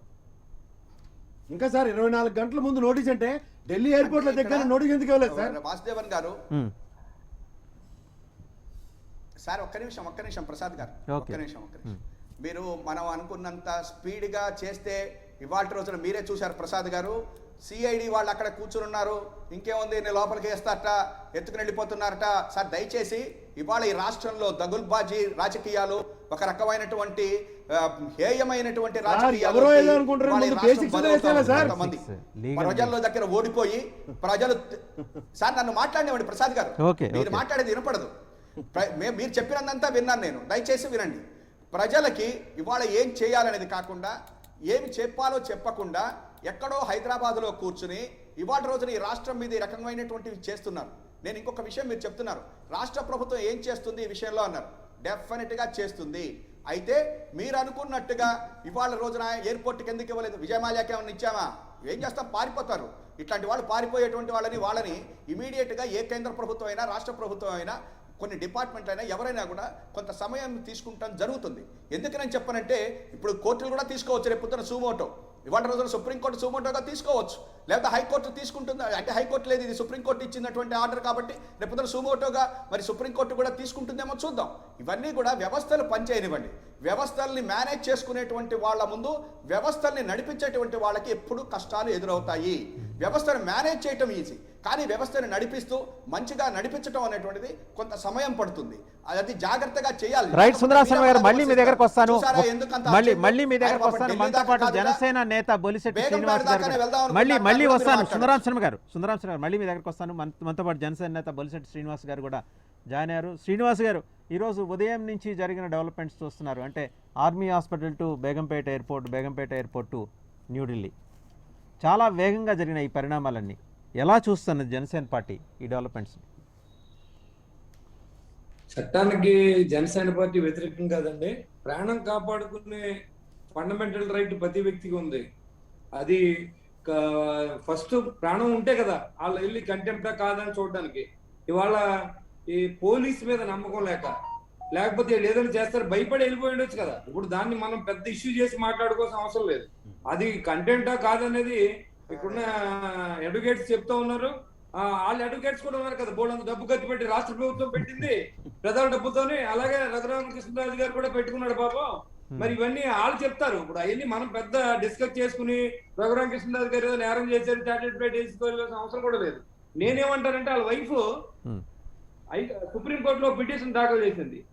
నా భర్తని పోలీసులు చంపుతారేమో అని భయంగా ఉంది అని అన్నప్పుడు మరి వాళ్ళ భర్తను కాపాడుకోవడానికి ఆ కుటుంబ సభ్యులు వాళ్ళ అడ్వకేట్స్ వాళ్ళందరూ కూడా ఏమైనా ప్రయత్నాలు చేసుకుని ఉండొచ్చు కదా. దాన్ని ఆ యాంగిల్లో కూడా మీరు ఎందుకు ఆలోచించండి. ఎంతసేపు రఘురామకృష్ణరాజు పారిపోయాడు, లేకపోతే రఘురామకృష్ణరాజు ఎక్కడికి వెళ్ళిపోయాడు. పారిపోతే ఏం చేస్తాడు, ప్రాణం కాపాడుకుంటాకే పారిపోయిన సందర్భాలు చాలా మంది నాయకులకు ఉన్నాయి. ఈ రాష్ట్రంలో దేశం మొత్తం మీద ఉన్నాయి. శ్రీనివాస్ గారు ఆయన పారిపోయాడనో దేశం విధులు పెట్టి వెళ్ళాడనో రాష్ట్ర ప్రాంతానికి వెళ్ళాడనో ఎక్కడా చెప్పలేదు. చెప్పలా. ఆయన డిశ్చార్జ్ అయ్యారు, బేగంపేట ఎయిర్పోర్ట్కి వెళ్ళిపోయారు. మీరు వినండి శ్రీనివాస్ గారు వినండి, మీరు మాట్లాడదురు కానీ ఆయన పారిపోయాడనే మాట ఎవరు అనలా, ఇంక్లూడింగ్ లాయర్స్ మాట్లాడారు. ఆయన వెళ్ళింది ప్రొసీజర్ ని వైలేట్ చేసి వెళ్ళారన్నారు కానీ ఆయన పారిపోయారనే మాట ఎవరు మాట్లాడలేదే. ప్రొసీజర్ వైలేషన్ జరిగిందనే మాట చెబుతున్నారు. నా మాట ఏంటంటే సార్, జరిగి అరెస్ట్ లో రాజ్యాంగ ప్రకారం ఏది జరగట్లేదు ఈ స్టేట్ లో అనే విషయం ప్రజలకి తెలుసు, మీ అందరికి కూడా తెలుసు. కానీ దాన్ని చాలా మంది బయటికి మాట్లాడితే ఎక్కడ ఊశిక్షేస్తారన్న పరిస్థితిలో ఉన్నారు. కానీ మిత్రులందరికీ అన్ని తెలుసు ఏం జరుగుతున్నాయో. నేను ఎవరి తరఫున మాట్లాడాల్సిన అవసరం లేదు. ఆయన ఎందుకు వెళ్ళాడు అన్నది ఆయన అంతరేం తెలియాలి, ఆయన కుటుంబ సభ్యులకు తెలియాలి, ఆయన అడ్వకేట్ తెలియాలి. నేనైతే తప్పని నేను అనుకుంటలేదు. ఎందుకంటే మనిషి ప్రాణభయంతో ఉన్నాడు, మా ఆయన చంపేస్తారేమో అనుకున్న కుటుంబ సభ్యులు వ్యక్తం చేసినప్పుడు వాళ్ళు ఎలాంటి చర్యలు తీసుకున్నా ఫండమెంటల్ రైట్ కదా మనిషిని బతికించుకోవడం. శ్రీనివాస్ గారు అంటే మీరన్న ఈ పాయింట్ తోటి శ్రీనివాస్ గారు మీరన్న ఈ పాయింట్ తోటి నేను ఏకీభవిస్తున్నాను. కుటుంబ సభ్యుల కన్సర్న్ ని మనం ఖచ్చితంగా పరిగణలోకి తీసుకోవాలి. అయితే ఇంకొక పరిగణలోకి తీసుకోవాలి, దాన్ని మనం తీసుకుందాం. ఇంకా కంప్లీట్ కాలేదండి. Let me complete. శ్రీనివాస్ గారు వినండి. శ్రీనివాస్ గారు వినండి. మీరు చెప్పిన మాటతో నేను పూర్తిగా ఏకీభవిస్తున్నాను. వినండి శ్రీనివాస్ గారు, మీరు చెప్పిన మాటతో ఏకీభవిస్తున్నాను. అయితే మీరు ఇంకొక అబ్జర్వేషన్ చేశారు, నిజం మాట్లాడితే ఈ రాష్ట్రంలో ఉరిశిక్ష పడుతుందేమో అనే భయం చాలా మందికి ఉందని. మరి మీరు ఆంధ్రప్రదేశ్ రాజకీయాల్ని, అవిభక్త ఆంధ్రప్రదేశ్ రాజకీయాల్ని చూశారు. ఆంధ్రప్రదేశ్ విడిపోయిన తర్వాత స్వతంత్ర ఆంధ్రప్రదేశ్ రాజకీయాల్ని మీరు చూస్తున్నారు.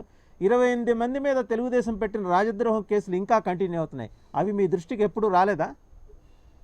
రాజద్రోహం గురించి మాట్లాడకపోవచ్చు. అంటే మీరు ఈ ఒక్కరోజు అంటే ఇక్కడ ప్రస్తుతం మాత్రమే నేను అంటున్నది మీకు అర్థం కావట్లా. ఇప్పుడు ఏదన్నా మాట్లాడితే ఉరిశిక్ష పడే పరిస్థితి ఉందని మీరు అంటున్నారు. మీరు గతంలో కూడా ఈ పరిస్థితి ఉందని నేను చెబుతున్నా. గతంలో కూడా ఈ పరిస్థితి ఉంది, ఇంకా కంటిన్యూ అవుతాయనే విషయం మీకు చెప్తున్నా. మీరు తెలుగుదేశం తరఫున ఆన్సర్ చేయక్కర్లా, కానీ ఆ పరిస్థితులు మీ నోటీసులో ఉన్నాయా లేదా అని అడుగుతున్నా. మీరు దానికి ఆన్సర్ చేయమని అంటున్నా. ఆ పరిస్థితులు మీ నోటీసులో ఉన్నాయా లేదా అని అడుగుతున్నా. శ్రీనివాస్ గారు మీరు కంప్లీట్ గా వినండి నేను చెప్పింది. మీరు వాళ్ళ తరఫున వకాల్తా పుచ్చుకోమని ఎవరు చెప్పరు మిమ్మల్ని. కానీ ఉరిశిక్ష అనేది ఈ రోజు అవసరం లేదు, మీరు తీసుకోవాల్సిన అవసరం లేదు, వకాల్తా పుచ్చుకోవాల్సిన అవసరం లేదు.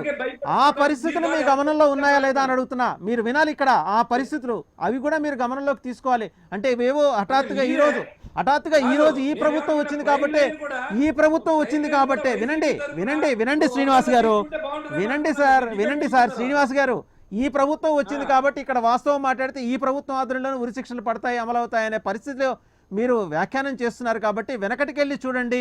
ఆ పరిస్థితులు అప్పటి నుంచి కంటిన్యూ అవుతున్నాయని చెబుతున్నా. ఎందుకొద్దు, మనం డిస్కస్ చేసుకోవాలి. ఖచ్చితంగా డిస్కస్ చేసుకోవాలండి. మనం అన్నీ మాట్లాడుతున్నాం శ్రీనివాస్ గారు, అవి కూడా డిస్కస్ చేసుకోవాలి. ఇది ఏదో మీకు ఆపాదించడం అనేది కాదు ఇక్కడ. సుబ్రాయ శర్మ గారు అడిగితే అర్థం ఉంది, లేదా ప్రసాద్ గారు చెప్తే అర్థం ఉంది. ఖచ్చితంగా అండి, we have to discuss everything. Madam దీనికి మాత్రమే కన్ఫైన్ చేసుకుని ఎందుకు మాట్లాడాలి అంటే దీనికి అట్రిబ్యూట్ చేసి మీరు మాట్లాడుతున్నారు కాబట్టి. ఒక్క నిమిషం శ్రీనివాస్ గారు హ్యావ్ సమ్ పేషెన్స్. శ్రీనివాస్ గారు హ్యావ్ సమ్ పేషెన్స్. మేము ఏంటంటే ఇవాళ ఇది డిస్కస్ చేసుకోవటం ముందర ఆ పరిస్థితులను కూడా మనం గమనంలోకి తీసుకోవాలని మాత్రమే చెబుతున్నా. అది కాదు కాదు మీరు అలా అంటలేదు. మీరు గమనించాల్సింది ఏంటంటే ఆ రోజున ఉన్నాయి కదా, ఆ రోజున ఉన్నవి, ఆ రోజున ఉన్న వాటికి ఇవాళ కంటిన్యూషన్. ఇవాళ హఠాత్తుగా ఆంధ్రప్రదేశ్లో ఇది పుట్టలేదని చెబుతున్నా. అది అప్పటి నుంచి కంటిన్యూ అవుతుంది. మన చరిత్ర మర్చిపోతే ఎట్లా శ్రీనివాస్ గారు మీరు హ్యావ్ సమ్ పేషెన్స్. మీరు పేషెన్స్ తో మాట్లాడండి. మనం గతంలో సంఘటనలు కూడా పరిగణలోకి తీసుకోవాలి. మీరు తీసుకోవడానికి ఇష్టపడకపోతే అది మీ వ్యక్తిగత అభిప్రాయం, దాన్ని నేను గౌరవిస్తా. రైట్, రాజారాం గారు మీరేమంటారు ఒకసారి? రాజారాం గారు నిజంగానే అంటే ఈ రోజు జరిగిన డెవలప్మెంట్స్, ఈ రోజు కంక్లూజన్ ఏంటి, నేనేం చెప్పాలనుకున్నాను మళ్ళీ వస్తానండి మీ దగ్గరికి, వస్తా శ్రీనివాస్ గారు మళ్ళీ మీ దగ్గరకు వస్తా. మీరు మళ్ళీ మీ దగ్గరకు వస్తా. ఇక అవ్వలేదు, డిబేట్ కంప్లీట్ కాలేదు. శ్రీనివాస్ గారు మీకు కొంత పేషెన్స్ ఉండాలి. మళ్ళీ మీ దగ్గరకు వస్తానని చెబుతున్నా, మీరు వినాలి. మాట్లాడండి సార్, ఇప్పుడు మీరు మాట్లాడిచ్చా కదా, మీరు మాట్లాడండి సార్. సరే మీరు మాట్లాడండి, సరే మీరే మాట్లాడండి. మిగిలిన వాళ్ళందరూ శ్రోతలుగా ఉంటాం, మీరు మాట్లాడండి. రైట్, మీరు మాట్లాడండి. వినండి. అంటే అలా కాదు అందరినీ ఇస్తున్నామండి. రెండో రౌండ్ అందరికి పిలవాలి కదా శ్రీనివాస్ గారు. అందరినీ పిలుస్తున్నాము. మిమ్మల్ని అలా అనలేదు కూడా, ఎవరు ఇక్కడ అనలేదు. ఎవరు అనలేదండి, ఎవరికి లేదు ఇక్కడ, ఎవరికి అలాంటి పరిస్థితి లేదు. ఎవరు ఇక్కడ ఆధారపడి లేరు. ఎవరికి వాళ్ళ స్వతంత్ర వృత్తులు ఉన్నాయి. అందరినీ పిలుస్తున్నాము, అందరూ మాట్లాడతారు, మళ్ళీ మీరు మాట్లాడుతురు కానివ్వండి అన్న. కొంచెం పేషెన్స్ తో ఉండండి.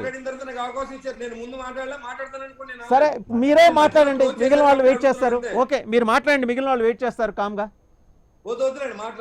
రైట్ రాజారాం గారు. రైట్ రాజారాం గారు సార్ చెప్పండి. నాకేం అవసరం లేదు. రైట్ రాజారాం గారు, ఇక్కడ ఇప్పుడు ఆ రెండు క్వశ్చన్స్ ఎరైజ్ అవుతున్నాయి ఈ రఘురామకృష్ణరాజు ఎపిసోడ్లో. అంటే ఆయన ప్రాణం రక్షించుకోవడానికి ఆయన భార్య పడుతున్న తపనను దృష్టిలో పెట్టుకొని ఆవిడ ప్రత్యేకంగా సుప్రీంకోర్టుకి అప్పీల్ చేసింది కాబట్టి ఆయన ఎక్కడికి పారిపోలేదు. ఆయన గౌరవ ఎంపీ కాబట్టి ఆయన పారిపోలేదు. చార్టర్ ఫ్లైట్ ఎక్కి ఢిల్లీ వెళ్ళారు, ఎయిమ్స్లో చికిత్స తీసుకుంటారు, మరో చోట చికిత్స చేసుకుంటారు. అది ఆ మేరకు ఆయనకు వెసులుబాటు ఉందనేది బీజేపీ నేత సామంచి శ్రీనివాస్ గారు కావచ్చు, అలాగే జనసేన నేత బొలిశెట్టి శ్రీనివాస్ గారు అభిప్రాయం. ఆ విషయంలో మనకి పూర్తి కన్సర్న్ ఉంది. ఎందుకంటే కుటుంబ సభ్యుల అభిప్రాయాల్ని, వారి మనోభావాల్ని మనం పరిగణలో తీసుకుంటాం. అందులో అయితే ఒక ప్రొసీజర్ ఉంటుంది కదా, లీగల్ ప్రొసీజర్ ఉంటుంది కదా, ఆ ప్రొసీజర్ వైలేషన్ గురించే మనం ఇక్కడ ప్రస్తావన చేస్తున్నాం. ఆ ప్రొసీజర్ వైలేషన్ ఒక ఎంపీ చేస్తే రేపొద్దున ఒక సామాన్యుడు కూడా చేస్తాడు కదా. ఆయన్ని ఉదాహరణగా తీసుకొని ఒక సామాన్యుడు కూడా ఈ వైలేషన్ చేసే అవకాశం ఉంది కదా. ఇలాంటి అంశాలు వచ్చినప్పుడు లీగల్గా ఎలా చూస్తుంది సుప్రీంకోర్టు? మీరేం అడిగారు చెప్పండి, ఎప్పుడు అడిగారు? రాష్ట్ర ప్రభుత్వం ఇచ్చిన ఆర్డర్లు కానీ, సుప్రీంకోర్టు ఆర్డర్లు కానీ ఈ రాష్ట్ర ప్రభుత్వం పాటించలేదని నేను ప్రూవ్ చేస్తాను. మీరు అప్పుడు ఎందుకు డిబేట్ పెట్టలేదు? తప్పనిసరిగా పెడదాం అంటే అప్పుడు మన ఇద్దరు పరిచయం కాలేదు కదా, మిమ్మల్ని చూడలేదు. ఖచ్చితంగా ఇప్పుడు ఆ అంశం మీద మనం మాట్లాడదాం శ్రీనివాస్ గారు. ఆ అంశం మీద ఖచ్చితంగా మాట్లాడదాం. ఇప్పుడు నన్ను నేను మాట్లాడగల, మీరు ఎవరిని అడిగినా ఒక ముద్దాయిని చేస్తే మాట్లాడొద్దని చెప్తున్నాను. ఎవరిని ముద్దాయిలు చేయట్లేదండి. ఎవరి ప్రొఫెషన్స్ వాళ్ళకు ఉన్నాయి. ఇక్కడ ఎవరు ముద్దాయిలు కాదు, అందరూ ప్రొఫెషన్స్ ఉన్నారు. ఎవరిని ముద్దాయిలు చేసి మాట్లాడట్లేదు. జరిగిన విషయం ప్రొసీజర్ వైలేషనా కాదా అనేది లీగల్ ఫ్రేమ్ లో వాళ్ళు చెప్తున్నారు. మీకు నచ్చకపోతే అది మేము నిస్సహాయం, మీకు నచ్చి తినాలి. ఇప్పుడు మీ అభిప్రాయం నాకు నచ్చకపోవచ్చు, నా అభిప్రాయం మీకు నచ్చకపోవచ్చు. అంత మాత్రం మనం ఏమైనా శత్రువులం కాదు కదా. పరస్పరం గౌరవించుకుంటాం. ఇప్పుడు ఆయన లాయర్ గా ఆయన చెబుతున్నారు ప్రొసీజర్ వైలేషన్ అని, దాన్ని ఎలాబరేట్ చేస్తున్నారు. Have some patience sir. లేదు మీరు మాట్లాడతారు, రైట్ అదే ఆయనే చెప్తారు. రైట్ ఆయనే చెప్తారు. ఇప్పుడు మీరు అడిగారు కదా రాజారాం గారు, ఈ పరిస్థితి మీకే వస్తే మీరేం చేస్తారు చెప్పండి సార్. ఓకే అంటే నాకు లీగల్ నాలెడ్జ్ లేదు కదా సార్. శ్రీనివాస్ గారు నాకు లీగల్ నాలెడ్జ్ లేదు. నేను రాజారాం గారి దగ్గరికి అప్రోచ్ అవుతాను, ఆయన చెప్తారు, నాకు అడ్వైస్ చేస్తారు. ఆయన అడ్వైస్ చేస్తారు, ఖచ్చితంగా ఆయన అడ్వైస్ చేస్తారండి. ఆయన అడ్వైస్ చేస్తారు. శ్రీనివాస్ గారు మీరు ఆవేశపడక్కర్లా. నాకు లీగల్ నాలెడ్జ్ లేదు, నేను లాయర్ని అప్రోచ్ అవుతాను, ఆయన నాకు అడ్వైస్ చేస్తారు, ఆయన చెప్పిన దాని ప్రకారం ఫాలో ఆయన అడుగుతున్నాను, నేను ఆయన అడుగుతున్నాను. రైట్, ఆయన చెప్తారు. ఆయన అడుగుతున్నా. రైట్. ఒక్కసారి నేనేమంటున్నా, ఇక్కడ చాలా ఇంపార్టెంట్ ఇష్యూ ఇది.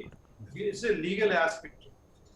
ఫ్యామిలీకి ఉన్న రైట్ ఎంతవరకు అంటే, ఆయన ప్రొటెక్షన్ చేయడానికి సుప్రీంకోర్టులో పిటిషన్ వేస్తారు కాబట్టి సుప్రీంకోర్టు వాళ్ళు డిసైడ్ చేసే వరకు ఫ్యామిలీ కానీ వాళ్ళు they have no right to touch. ఎందుకంటే సుప్రీంకోర్టులో పిటిషన్ వేస్తారు, నెంబర్ 1. నెంబర్ 2, బెయిల్ కండిషన్స్ ఏమున్నాయి, ఏ రకంగా ఉన్నాయి. అదే సామాన్యుడు రాజు గారు ఎంపీ అయినారు, వైఎస్ఆర్సీపీలో ఉన్నారు లేకపోతే లేరు, బయట ఉన్నారు, అది మనకి సంబంధం లేదు. కానీ ఒక పెద్ద వ్యక్తి, ఒక మంచి అంటే ఒక లెజిస్లేషన్ ఒక లాని తయారు చేయగల కేపబిలిటీలోని ఆయన కూడా పార్టిసిపేట్ చేసుకునే కేపబిలిటీ ఉన్న మనిషి ఈ రోజు ఇట్లా వైలేట్ చేస్తే డెఫినెట్ గా ఆర్డినరీ పర్సన్స్ వాళ్ళే చేశారు మేము చేస్తే తప్ప అన్న ప్రశ్న కూడా వస్తుంది. ఇక్కడ చాలా ఇంపార్టెంట్ ఇష్యూ, ఇంకొక ఇష్యూ ఏంటంటే బెయిల్లోని మీరు ఇష్టం వచ్చిన చోట మెడికల్ గా మీరు తీసుకోవచ్చు, హైదరాబాద్ వదిలి మీరు ఢిల్లీ వెళ్ళొచ్చు, లేదా మా దగ్గరికి రావచ్చు అని ఎక్కడ ఏమీ చెప్పలేదు. సుప్రీం కోర్టులో ఉన్న ఆర్డర్ వెరీ స్పెసిఫిక్, క్లియర్. ఇంత టైం ఇస్తున్నాం, 15 days టైం. ఈ టైంలో మీరు బెయిల్ కండిషన్స్ కంప్లై చేసుకోండి. That is 1 condition. నెంబర్ 2, మీరు హాస్పిటల్లో డిశ్చార్జ్ చేసే రైట్ హాస్పిటల్కి ఇచ్చారు.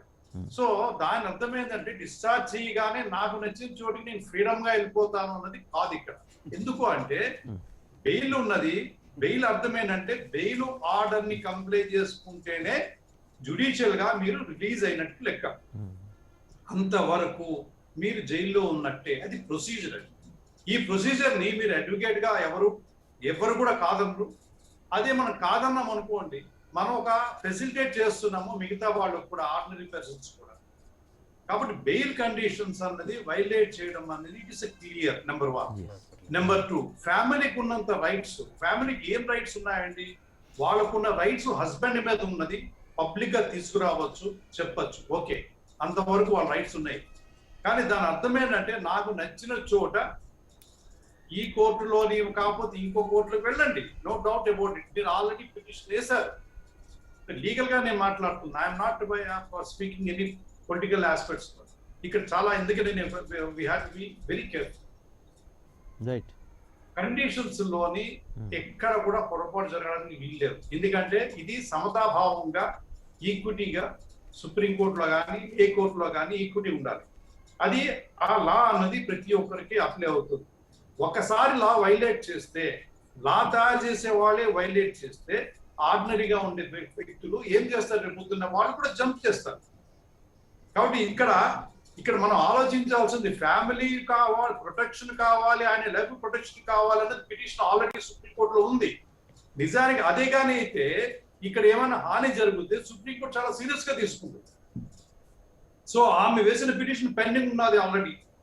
ఇప్పుడు మీరు చెప్తున్న ప్రకారం ఆమె వేసిన పిటిషన్ పెండింగ్ ఉంది సుప్రీంకోర్టులో. ఆ పిటిషన్ పెండింగ్ ఉండగా నా కండిషన్స్ నన్ను చంపేస్తారేమో, నేను ఆర్మీ దాంట్లో నువ్వు డిశ్చార్జ్ లో ఉన్నావు, నువ్వు లెటర్ కూడా ఇచ్చారు. బీయింగ్ ఎన్పీ మీరు ఓ లెటర్ కూడా అడ్రస్ చేశారు, నాకు కొన్ని 4 రోజులు ఎక్స్ట్రా ఇవ్వండి, లేదా 5 రోజులు ఎక్స్ట్రా ఇవ్వండి అని. మీరు ఇంత సడన్ గా డిశ్చార్జ్ చేయగానే అంటే ఆర్మీ వాళ్ళు ఏం చేస్తున్నారు? You are perfectly all right. ఒక్కసారి మీరు పెర్ఫెక్ట్లీ ఆల్ రైట్ అన్నప్పుడు you have to surrender before the police or CBCID, conditions complaint చేసుకుని హ్యాపీగా రండి. మీరు అమెరికా వెళ్తారా, ఢిల్లీ వెళ్తారా, ఎక్కడికైనా వెళ్ళొచ్చు. లేదా అంటే ఆర్డినరీ పర్సన్స్ కూడా సేమ్ స్టేటస్ ఫాలో అవుతారు. ఇది యాక్చువల్ గా రాజ్యాంగబద్ధంగా విరుద్ధం అవుతుంది. రైట్. పట్టాభి గారు నమస్తే. పట్టాభి గారు చూశారు కదా, అంటే నాకు చాలా ఆశ్చర్యంగా అనిపిస్తున్న అంశం ఏంటంటే, రైట్, వైసీపీ ప్రభుత్వం రాష్ట్రంలో ఏర్పడిన తర్వాత కొన్ని ప్రత్యేక పరిస్థితుల్లో జరుగుతున్నట్టుగా చెప్పబడుతున్న అట్రాసిటీస్ విషయంలో ప్రభుత్వం చాలా ఏకపక్షంగా వ్యవహరిస్తోంది, కొంత దుర్మార్గంగా కక్షపూరితంగా వ్యవహరిస్తోంది అనే అంశాలు చాలామంది చాలా సందర్భాల్లో లేవనెత్తారు. కానీ నిజం మాట్లాడితే ఈ రాష్ట్రంలో, ఆంధ్రప్రదేశ్లో ఉరిశిక్ష వేసే పరిస్థితి ఉందా? అంటే ఉరిశిక్ష ఖచ్చితంగా పడే పరిస్థితి ఉంది. అంటే నేను అంటే లీగల్గా నాకు అంత పరిజ్ఞానం లేదు కాబట్టి సీనియర్ అడ్వకేట్ నేను మిమ్మల్ని అడుగుతున్నాను. అటువంటి పరిస్థితి నిజంగా ఉండి ఉంటే 2014 అంటే 14 నుంచి 19 వరకు తెలుగుదేశం ప్రభుత్వం హయాంలో 28 మంది జర్నలిస్టుల మీద అప్పుడు ప్రభుత్వం రాజద్రోహం కేసులు పెట్టింది. మరి అప్పుడు కూడా నిజం మాట్లాడితే ఉరిశిక్ష పడే పరిస్థితి లాంటి వాతావరణమే కదా. డైరెక్ట్గా అడిషనల్ డీజీ క్యాడర్ ఆఫీసర్ పిలిచి వార్న్ చేసేవాళ్ళు. ఆశ్చర్యకరమైన విషయం ఏంటంటే ఈరోజు జరిగిన సంఘటనని అలా చూపించి, అంటే రఘురామకృష్ణరాజు గారికి అన్యాయం భారీ స్థాయిలో జరిగింది. మరి ఆయన తన ప్రాణాన్ని రక్షించుకోవడానికి ఆయన చేసిన ప్రయత్నాలను మనం హెయిల్ చేయాలి, ఖచ్చితంగా సపోర్ట్ చేయాలి. ఆయన కుటుంబం పట్ల మనం సానుభూతి చూపించాలని మాట్లాడుతున్న పార్టీలు కానీ నాయకులు కానీ గడిచిన 5 ఏళ్ల పరిపాలనలో, అప్పటి ప్రభుత్వ పరిపాలనలో, మనం let us not mention any party అవసరం లేదు, అప్పటి ప్రభుత్వం ఇప్పటి ప్రభుత్వం అనే మాట్లాడుకుందాం, పార్టీలు పక్కన పెట్టేద్దాం. ఇవాళకి రెస్పెక్టివ్ పోలీస్ స్టేషన్స్లో ఆ కేసులు ఇంకా అట్నే ఉన్నాయి. మరి అది కూడా దాన్ని ఛాలెంజ్ చేసి బయటపడిన వాళ్ళు కూడా ఉరిశిక్ష నుంచి తప్పించుకుని బయటకు వచ్చిన వాళ్ళుగానే మనం చూడాల్సి ఉంటుందిగా. పట్టాభి గారు మీరేమంటారంటే లీగల్ ఫ్రేమ్లో నేను అడుగుతున్నాను, ఇందులో దీనికి పొలిటికల్ మోటివ్స్ ఏమి నేను అట్రిబ్యూట్ చేయట్లా, మీరేమంటారు? ఒకటండి, ఈ డిస్కషన్ అంతా పొలిటికల్ లేదు, మనం స్ట్రిక్ట్లీ లీగల్గా పోతున్నాం. ఇందాకే మా మిత్రులు బీజేపీ శ్రీనివాస్ గారు మాట్లాడారు, వారికి ఒక చిన్న క్లారిఫికేషన్ ఇవ్వాలి. ఒకటేంటంటే అడ్వకేట్ సలహా ఇచ్చి ఉండొచ్చు, దెన్ తనకు ఎప్పుడన్నా పోయి సరెండర్ కావచ్చు అని అన్నారు. వారికి నేను ఇచ్చే చిన్న క్లారిఫికేషన్ ఏంటంటే యాంటిసిపేటరీ బెయిల్ ఒకటి, రెగ్యులర్ బెయిల్ ఒకటి. యాంటిసిపేటరీ బెయిల్లో మీకు 10 రోజుల 20 రోజుల 1 నెల పరిధి ఉంటుంది, ఆ వ్యవధిలో మీరు వెళ్ళి సరెండర్ కావచ్చు అని చెప్పని డైరెక్షన్స్ ఉంటాయి. రెగ్యులర్ బెయిల్లో మీరు జ్యుడిషియల్ కస్టడీలో ఉన్నారు, హాస్పిటల్లో ఉన్నంత మాత్రాన్ని మీరు జ్యుడిషియల్ కస్టడీ కాదు అని అనుకోకూడదని సుప్రీంకోర్టు ఖచ్చితంగా చెప్పింది. సో జ్యుడిషియల్ కస్టడీ అంటే మీరు కోర్టు మిమ్మల్ని రిమాండ్ ఇచ్చినప్పుడు ఆ 15 రోజుల రిమాండ్ పరిధిలోనే ఉన్నారు మీరు. అట్లాంటప్పుడు సుప్రీంకోర్టు బెయిల్ ఆర్డర్ని తీసుకొని మీరు మ్యాజిస్ట్రేట్ దగ్గరికి వెళ్ళి ఆ బెయిల్ ఆర్డర్ చూపించి బెయిల్ కండిషన్స్ కంప్లై చేసి అప్పుడు మ్యాజిస్ట్రేట్ గారు రిలీజ్ ఆర్డర్ని ఇస్తారు. ఇది సిఆర్పిసి ప్రకారం మన భారత చట్ట ప్రకారం నడుస్తున్నది. అది ఏ ప్రక్రియ చేయకుండా ఎక్కడ కూడా సుప్రీంకోర్టు నీకు ఫ్రీడమ్ ఇచ్చాను, నీకు హాస్పిటల్ వచ్చిన తర్వాత నీకు కోర్టు వద్దు, చట్టం వద్దు, సిఆర్పిసి వద్దు, ఏం వద్దు, నీ ఇష్టం వచ్చినట్టు చెయ్యని చెప్పని ఎక్కడ చెప్పలేదు. ఇది చట్ట ప్రకారం ఈ విధంగా ఉందని ఒక క్లారిఫికేషన్ మా సోదరులు శ్రీనివాస్ గారికి చెప్పుకుంటున్నాను. ఇంకొకటి శ్రీనివాస్ గారు చెప్పనండి, నేను మీరు మాట్లాడేటప్పుడు అర్థం రాలేదండి, మీరు మాట్లాడేటప్పుడు నేను వస్తాను శ్రీనివాస్ గారు మీ దగ్గరకు వస్తాను, ఆయన మాట్లాడండి. ఆఫ్టర్ ఆల్ సోదరుడు నువ్వు ఓపిక పట్టు తమ్ముడు. ఇంకొకటి ఏంటంటే అడ్వకేట్ సలహా ఇచ్చి ఉంటారంటారు. రఘురామకృష్ణరాజు గారి అడ్వకేట్స్ ఘటానుఘటికలు, ముగ్గులతోకి కానీ మన ఆదినారాయణ గారు కానీ తక్కువ మనుషులు కాదు. చట్టాన్ని పిండి, ఆదినారాయణ కూడా చట్టాన్ని పిండి పసరు తీసిన వ్యక్తి అతను. ఎవరు కూడా అటువంటి చెడు సలహా ఇవ్వరు. ఏమని, నువ్వు మ్యాజిస్ట్రేట్ దగ్గరికి పోవద్దు, నువ్వు ఫ్లైట్ వేసుకొని నువ్వు సీక్రెట్గా నువ్వు హాస్పిటల్ నుంచి డైరెక్ట్గా ఢిల్లీకి వెళ్ళిపో అని చెప్పని ఎవరు కూడా అడ్వైస్ ఇవ్వరు. ఖచ్చితంగా ఆదినారాయణ అయితే ఇచ్చిండటం అని చెప్పి నేను మనస్ఫూర్తిగా నమ్ముతున్నాను. ఎందుకంటే I respect Adinarayana a lot. Next, ప్రాణహాని ఉంది కాబట్టి వెళ్ళిపోయి ఉంటాడు అని అంటూ ఇందాక మా సోదరులు మన రామరాజు గారు చెప్పినట్టు, రాజారాం గారు చెప్పినట్టు ఆల్రెడీ సుప్రీంకోర్టులో మా లైఫ్ థ్రెట్ ఉందని పిటిషన్ వేస్తున్నారు. సో సుప్రీంకోర్టులో ఉన్నప్పుడు ఇదేం మధ్యల చెరువు సీను గురించి అట్లాంటి సీన్స్ కాదు ఇది. ఇక్కడ ఆయన ఒక పార్లమెంట్ మెంబర్, అంత ఘోరంగా ఏం జరగడం లేదు ఇక్కడ. అరెస్టు ఇంకొకటి కూడా మనం గమనించాల్సింది ఏంటంటే, అరెస్ట్ చేసిన తర్వాత బెయిల్ అనేది కాకుండా సంచలనాత్మకంగా ఇది చేయకుండా క్వాషింగ్కి వెళ్ళి స్టే ఎందుకు తెచ్చుకోలేదు? ఇప్పుడు మనం ఇదివరకు ఆంధ్రప్రదేశ్లోనే ఈ వైఎస్ఆర్సీపీ ప్రభుత్వము కొందరి మీద, మాజీ అడ్వకేట్ జనరల్ మీద, ఇంకొకరి మీద ఇట్లా కేసులు పెడితే వెంటనే వెళ్ళి హైకోర్టుకి వెళ్ళి స్టే తెచ్చుకున్నారు. ఇక్కడ ఎందుకు అట్లా కాకుండా దీన్ని సెన్సేషనలైజ్ చేస్తూ కూర్చుంటున్నారు? ఇది కూడా మనం గమనించాల్సింది. ఎందుకంటే రైట్ ఆర్ రాంగ్, ఎఫ్ఐఆర్ వీక్గా ఉందని చెప్పని హైకోర్టుకి వెళ్ళి వాషింగ్ వేసుకుంటే స్టే ఇచ్చి stay of investigation, stay of arrest కూడా అయిపోయింది అది, or release on bail, whatever it is. So ఇంత తతంగం లేకుండా మనిషి బయట ఉండేవాడు. సో అది చేయలేదు. సో ఇక్కడ మనం చూడాల్సింది, రఘురామకృష్ణరాజు గారు నేరం చేశారా లేదా అది కోర్ట్స్ డిసైడ్ చేస్తాయి, మనం చెప్పడానికి లేదు. రఘురామకృష్ణరాజు గారికి ప్రాణ సంకటి ఉందా లేదా అని చెప్పని సుప్రీంకోర్టు ఆల్రెడీ చేపట్టున్నది ఆ విషయాన్ని. సో సుప్రీంకోర్టు దాన్ని తీవ్రంగా పరిగణిస్తున్నది. సుప్రీంకోర్టు పరిగణలోకి ఉండి సుప్రీంకోర్టు కూడా సీరియస్ గా దాన్ని పరిగణిస్తున్నప్పుడు ఏ ప్రభుత్వము ఏ పోలీస్ వ్యవస్థ అంత ధైర్యం చేసి దుర్మార్గానికి పాల్పడదు అని నేను ఖచ్చితంగా చెప్పగలను. ఎందుకంటే అనుభవరీత్యం ఇప్పుడే మన వాసుదేవన్ గారు అడిగారు, ఇది వరకు 24 కేసులు జర్నలిస్ట్ మీద ఉన్నాయని చెప్పినట్టు. నేను ఇదివరకు కూడా ఇదే ప్లాట్ఫామ్ మీద చెప్పాను. ఈ 124A అనేది మీకు ఒక చిన్న ఉదాహరణ ఇస్తానండి. ఈ 124A ఇప్పుడు సుప్రీంకోర్టులో మొన్న అడ్వకేట్స్ ఫైల్ చేస్తే సుప్రీంకోర్టు డిస్మిస్ చేసింది. ఏమని? ఈ 124A ఇది కాన్స్టిట్యూషన్కి విరుద్ధం, ఫండమెంటల్ రైట్స్ విరుద్ధం, రైట్ టు లైఫ్ విరుద్ధం, వాక్ స్వాతంత్రానికి విరుద్ధం అని వేస్తే డిస్మిస్ చేసింది. ఇప్పుడు మళ్ళీ సుప్రీంకోర్టు ఆ కేసు విచారణకు తీసుకొని సెంట్రల్ గవర్నమెంట్ కూడా నోటీస్ ఇచ్చింది. ఎందుకంటే ఈ 124A మనకు ఉండాలా లేదా, ఎందుకంటే ఇది బానిసత్వ చట్టం, ఇది బ్రిటిష్ వాళ్ళు తీసుకొని వచ్చిన బానిసత్వ చట్టం. ఈ చట్ట ప్రకారం 124A ప్రకారము చెడు మాటలు చెప్పి ప్రభుత్వానికి వ్యతిరేకంగా వ్యవహరించి ప్రభుత్వానికి ప్రజల మీద అయిష్టత పెంచి ప్రభుత్వాన్ని కూలదోసేటట్టు ఇది సారాంశం. నేను ఒకటి అడుగుతానండి, అంటే ఎప్పుడు నేను అనుకుంటుంటాను ఈ 124A చూసినప్పుడు, అది వరవరావు గారి మీద కేసు కానీ ఇంకోటి కానీ ఏదన్నా సరే, ఎలక్షన్స్లో ఉన్న రూలింగ్ పార్టీకి వ్యతిరేకంగా అపోజిషన్ పార్టీస్ నానా చెడు మాటలు మాట్లాడి ఆ ప్రభుత్వాన్ని కూలదోయాలి, వాళ్ళు వద్దు, వాళ్ళు పడిపోవాలి అని చెప్పని చెప్పరాని మాటలు పబ్లిక్ మీటింగ్స్లో కానీ అసెంబ్లీలో కానీ పార్లమెంట్లో కానీ అసభ్యకరంగా మాట్లాడుకుంటున్నారే, అది 124A కిందికి రాదా అండి?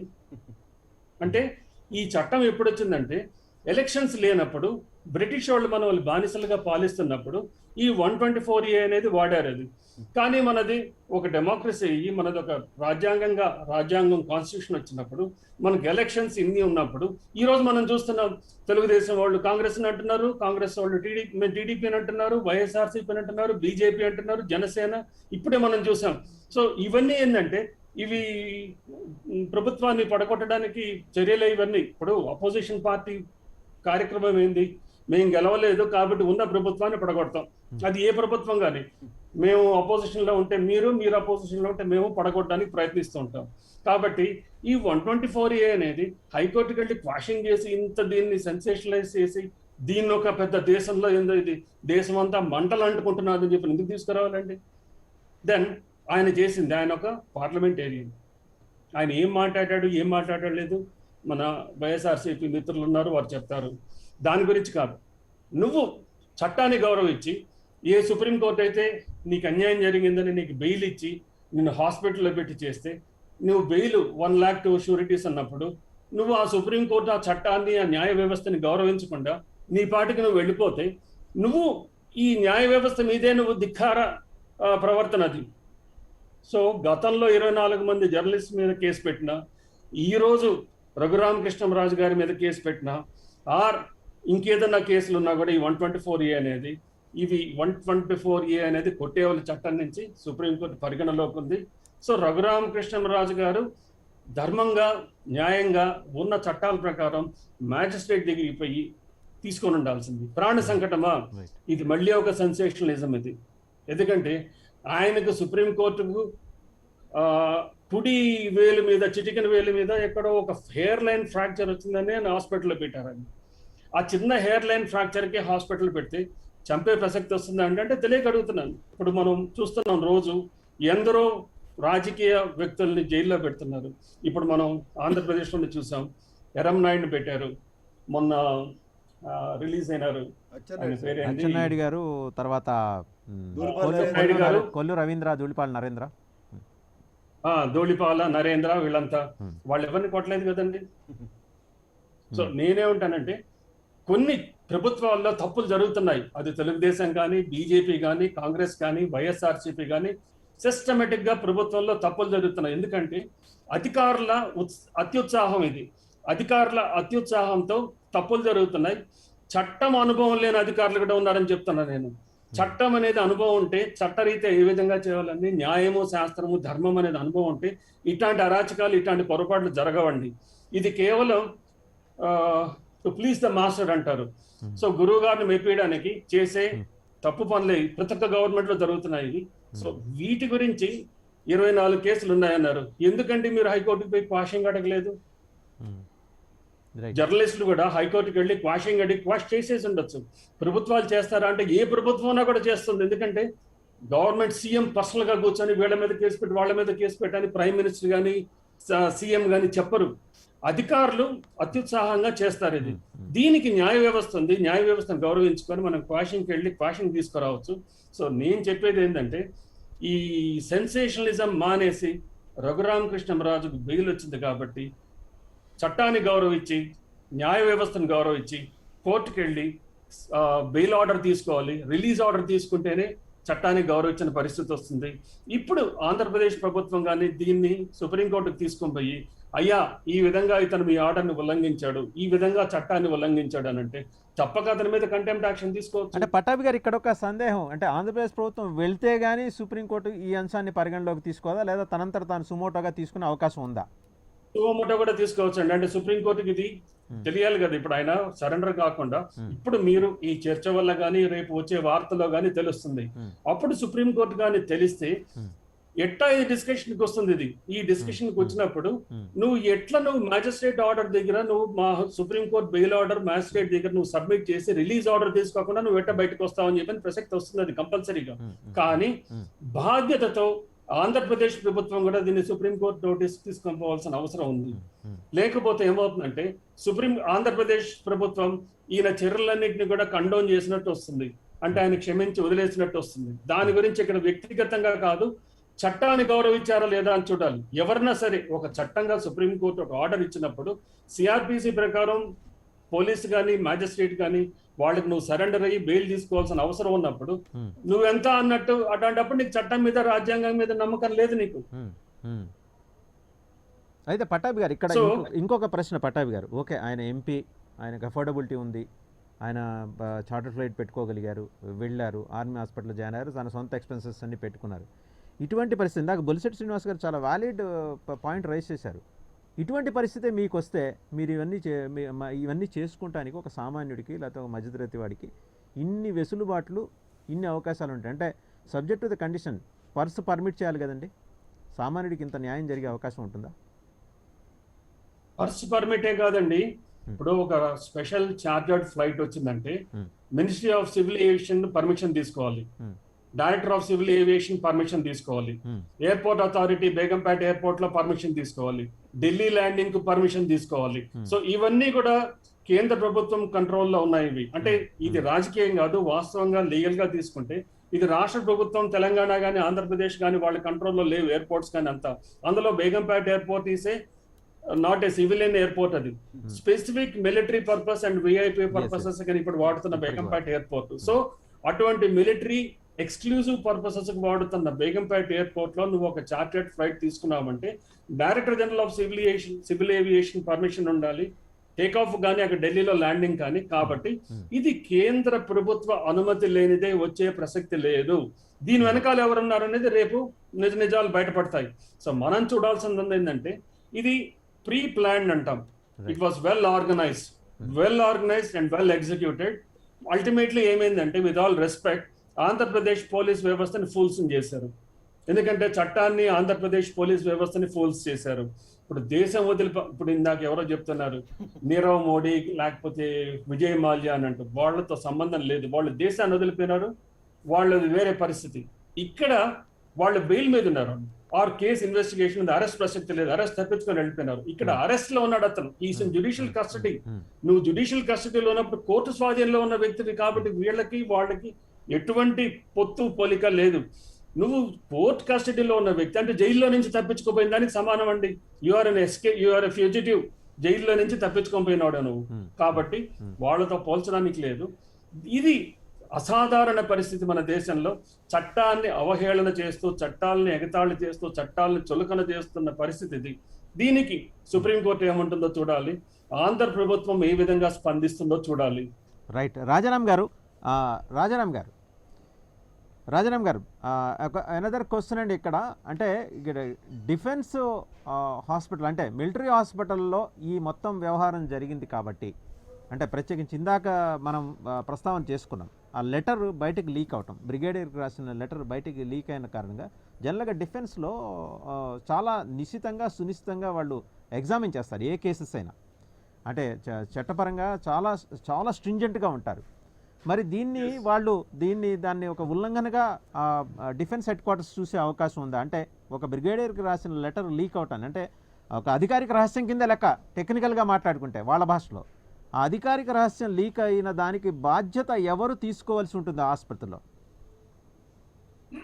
ఈ లెటర్ అడ్రస్ చేసింది బ్రిగేడియర్. మీకు అధికారి ఎవరు అన్నది ఆయన యాక్చువల్ గా తీసుకోవాలి సుపీరియర్ అథారిటీ అయినప్పుడు. సపోజ్ హాస్పిటల్ అథారిటీలో అటువంటి పెర్మిషన్ ఇవ్వడానికి ఈ హాస్పిటల్ లేకపోతే వాళ్ళు హెడ్ ఆఫీస్ నుంచి పెర్మిషన్ తీసుకోవాలి. లేదంటే ఇటువంటి చిల్లర వ్యవహారాలు అయితే ఆర్మీ హాస్పిటల్స్ లో కానీ ఆర్మీలో కానీ జరగవు అన్లెస్ పెద్ద మీకు. ఎందుకంటే మీకు ఆర్మీలో ఏదైనా చిన్న తప్పిదంగానే వచ్చిందంటే కోర్ట్ మార్షల్స్ ఉన్నాయి, చాలా సీరియస్ అవుతుంది కోర్ట్ మార్షల్స్. సో అక్కడ ప్రాబ్లమ్స్ వస్తాయి. ఇక్కడ మీకు ఏంటంటే ఇక్కడ చాలా మీరు అబ్జర్వ్ చేస్తే ఇక్కడ మీరు హాస్పిటల్లోని సడన్ గా డిశ్చార్జ్ అయ్యి సడన్ గా స్పెషల్ ఫ్లైట్ తీసుకుని సడన్ గా వెళ్ళిపోయినారు ఆయన. అయితే ఇంట్రక్టమ్ పీరియడ్ అంటాం మనం. ఇంట్రక్టమ్ పీరియడ్ అంటే బెయిల్ ఇచ్చిన తర్వాత బెయిల్ కండిషన్స్ కంప్లైంట్ చేసుకునే లోపల హాస్పిటల్ డిశ్చార్జ్ అయిన తర్వాత with in the gap of 4 or 5 days or 6 days, ఈ 6 days లోను నాకు నచ్చినట్టుగా నేను తిరగచ్చు అని అనుకుంటే మాత్రం అది it's a wrong signal to the public అండి. ప్రజలకు వెళ్ళిపోతుంది రాంగ్ సిగ్నల్ గా. King can do no wrong. రాజుగారు తప్పు చెయ్యరు అని ఒక డిక్లరేషన్ తీసుకుంటే ఇది రాజుల ప్రభుత్వం కాదు, ఇది ప్రజాప్రభుత్వం. ఒక చట్టాలు ఉన్నాయి, ఒక చట్టాలకు నిర్ణీతమైన వ్యవస్థ ఉంది, దాన్ని కాపాడే బాధ్యత కోర్టులకు ఉన్నాయి. Supreme court is custodian, Guardian. So ఇటువంటి విషయాల్లో మీకు ఏంటంటే ఒక్కసారి ఒక లాని ఫెయిల్ చేస్తే అది law maker. Very serious law maker లాని వైలేట్ చేస్తే ఆర్డినరీ వ్యక్తికి రాంగ్ సిగ్నల్ గా వెళ్తుంది. ఇక్కడ డిఫెన్స్ వాళ్ళు I don't know that whether they have taken permission or not, but ఏంటంటే if they have not taken permission and allowed this person అయితే ఇతను కానీ వదిలినట్టయితే వాళ్ళు కోర్ట్ మార్షల్స్ దీంట్లో అని చాలా సీరియస్ గా ఉంటుంది. సుప్రీం కోర్ట్ కూడా చాలా సీరియస్ గా తీసుకుంటుంది. సామంత్ శ్రీనివాస్ గారు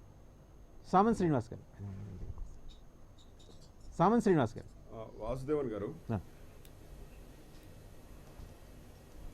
చెప్పండి సార్. అదే ఇందాక యూ హ్యావ్ రైజ్డ్, మీరు ఏదో చెప్పబోయారు, ఒక పాయింట్ చెప్పబోయారు, మీరు మాట్లాడుతున్నారు ఇందాక. అదే ఇప్పుడు చెప్తున్నా, ఇప్పుడు ఒక విచిత్రమైనటువంటి వాదనలు, ఎవరికి నచ్చిన వాదనలు వాళ్ళు చెప్తున్నారు, బాగానే ఉంది. ఇప్పుడు జ్యుడిషియల్ కస్టడీలో ఉన్నటువంటి వ్యక్తి ఎస్కార్ట్ ఏమైంది, సిఐడి ఎస్కార్ట్తోనే గుంటూరు నుంచి కూడా ఆయన సికింద్రాబాద్ ఆర్మీ హాస్పిటల్కి వెళ్ళారు. ఎస్కార్ట్ కంటిన్యూ అవుతుంది. ఆ ఎస్కార్ట్ ఏమైందని చెప్పమంటే ఆ ప్రశ్నకు ఎవరు సమాధానం చెప్పలేకపోయారు. ఇంకొకటి ఆయన సుందరరామ శర్మ గారు మాట్లాడుతూ పారిపోయాడు, ఆల్రెడీ వీళ్ళే కన్ఫైన్ అయిపోతున్నారు పారిపోయాడని.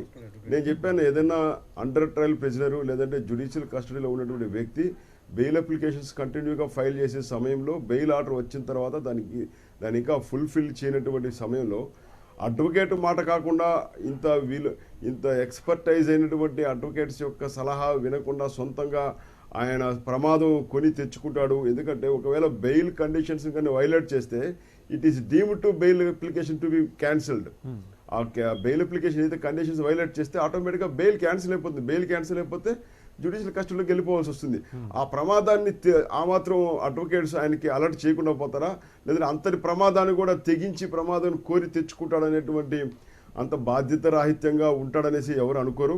అదేవిధంగా ఇందాక చెప్పినప్పుడు ఫర్దర్ బెటర్ ట్రీట్మెంట్ కోసం కూడా ఇంకో డాక్టర్ దగ్గరికి ఇంకో హాస్పిటల్కి వెళ్ళేటువంటి అవకాశం ఉంది. జ్యుడిషియల్ కస్టడీలో ఉన్నంత మాత్రాన అక్కడే కంటిన్యూస్గా ఒకే హాస్పిటల్లో ప్రమాదం పెరిగినా కూడా ఆరోగ్య పరిస్థితి క్షీణించిపోయినా కూడా అదే హాస్పిటల్లో కొనసాగలిగినటువంటి నియమం ఏ కోర్టు కూడా ఆ రకమైనటువంటి షరతులు పెట్టదు. బెటర్ ట్రీట్మెంట్ కోసం మరొక ఆసుపత్రికి వెళ్ళేటువంటి అవకాశం ఉంటుంది. అది కేవలం ఆర్మీ ఆసుపత్రి మాత్రమే. జ్యుడిషియల్ కస్టడీలో ఉన్నప్పుడు ఏ ప్రిజనర్ అయినా, ఏ అండర్ ట్రయల్ ప్రిజనర్ అయినప్పటికీ కూడా ఎస్కార్ట్ ప్రకారం ఒకవేళ డిశ్చార్జ్ చేసినా కూడా ఎవరికి రిపోర్ట్ చేయాలి, ఏ ఆర్డర్ చేత అయితే అక్కడికి వచ్చారో వాళ్ళకి డిశ్చార్జ్ సమ్మరీ అని కూడా రిపోర్ట్ చేస్తారు. అంతేగాని దొంగతనంగా ఎవరినో దాచిపెట్టి పంపించేశారని ఆ ప్రశ్న దగ్గరే మనం ఆగుతున్నాం. వారు అథారిటీ కన్సర్న్డ్కి రిపోర్ట్ చేసి వెళ్ళారు అంటే వారు ఏ ఆర్డర్ మీద అయితే వచ్చి ఆర్మీ ఆసుపత్రిలో జాయిన్ అయ్యి ఉన్నారో అంటే కోర్టు డైరెక్షన్ మీద, మరి అదే కోర్టుకి ఈ అంశం ఆయన తెలియచేయాలి. త్రూ ఆర్మీ హాస్పిటల్ తెలియజేస్తారా, త్రూ ఆయన లాయర్స్ ద్వారా తెలియజేస్తారా అనే దాని మీద తెలియచేసి వెళ్ళారా లేదా అనేది ఇతమిద్దంగా ఇంతవరకు అది తెలియచేశారా లేదా అనే విషయం తెలుసుకోకుండా మనంతటా మనమే పారిపోయాడు, వైలేట్ చేసేసాడని ఎట్లా కన్ఫైన్ చేస్తారు? పారిపోయారనే మాట ఎవరు మాట్లాడలేదండి. ప్రొసీజర్ వైలేషన్ అనే దాని మీద లీగల్ ఫ్రేమ్ వర్క్ లోనే మాట్లాడుతున్నారు. సుందరరామ శర్మ గారు 15 సార్లు చెప్పారు వాసుదేవన్ గారు. అదే ఆయన పార్టీ నుంచి మాట్లాడారు. ఇక్కడ కూర్చున్న న్యాయవాదులు మాట్లాడింది ఏంటి? ప్రొసీజర్ వైలేషన్ జరిగింది. ఎవరి నుంచి మాట్లాడినా కూడా ఆయన డిబేట్ లోనే మాట్లాడాడు కదా. రైట్, అది మీరు ఆయన పోస్ట్ చేయండి. నేను ఏంటంటే లీగల్ గా మాట్లాడుతున్నప్పుడు ప్రొసీజర్ ప్రకారం చెప్తున్నాను. ప్రొసీజర్ వైలేషన్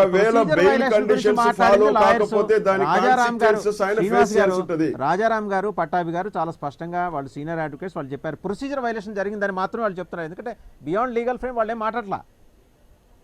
నేను అదే చెప్తున్నా, ప్రొసీజర్ వాసుదేవన్ గారు ప్రొసీజర్ వైలేషన్ జరిగింది ఎవరు అనలేదంటారు, మళ్ళీ రాజారాం గారు అంటారు. మీరు వాళ్ళు చెప్పారు కదా, స్పష్టంగా చెప్పారు. ప్రొసీజర్ వైలేట్ జరిగితే court will take its own action.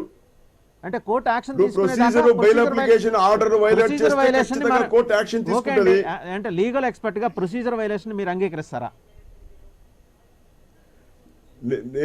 నేను చెప్తున్నా వినండి వాసుదేవన్ గారు, నేను కూడా ఒక practicing advocate. Bail application order violate చేస్తే ఖచ్చితంగా బెయిల్ క్యాన్సిల్ అవుతుంది.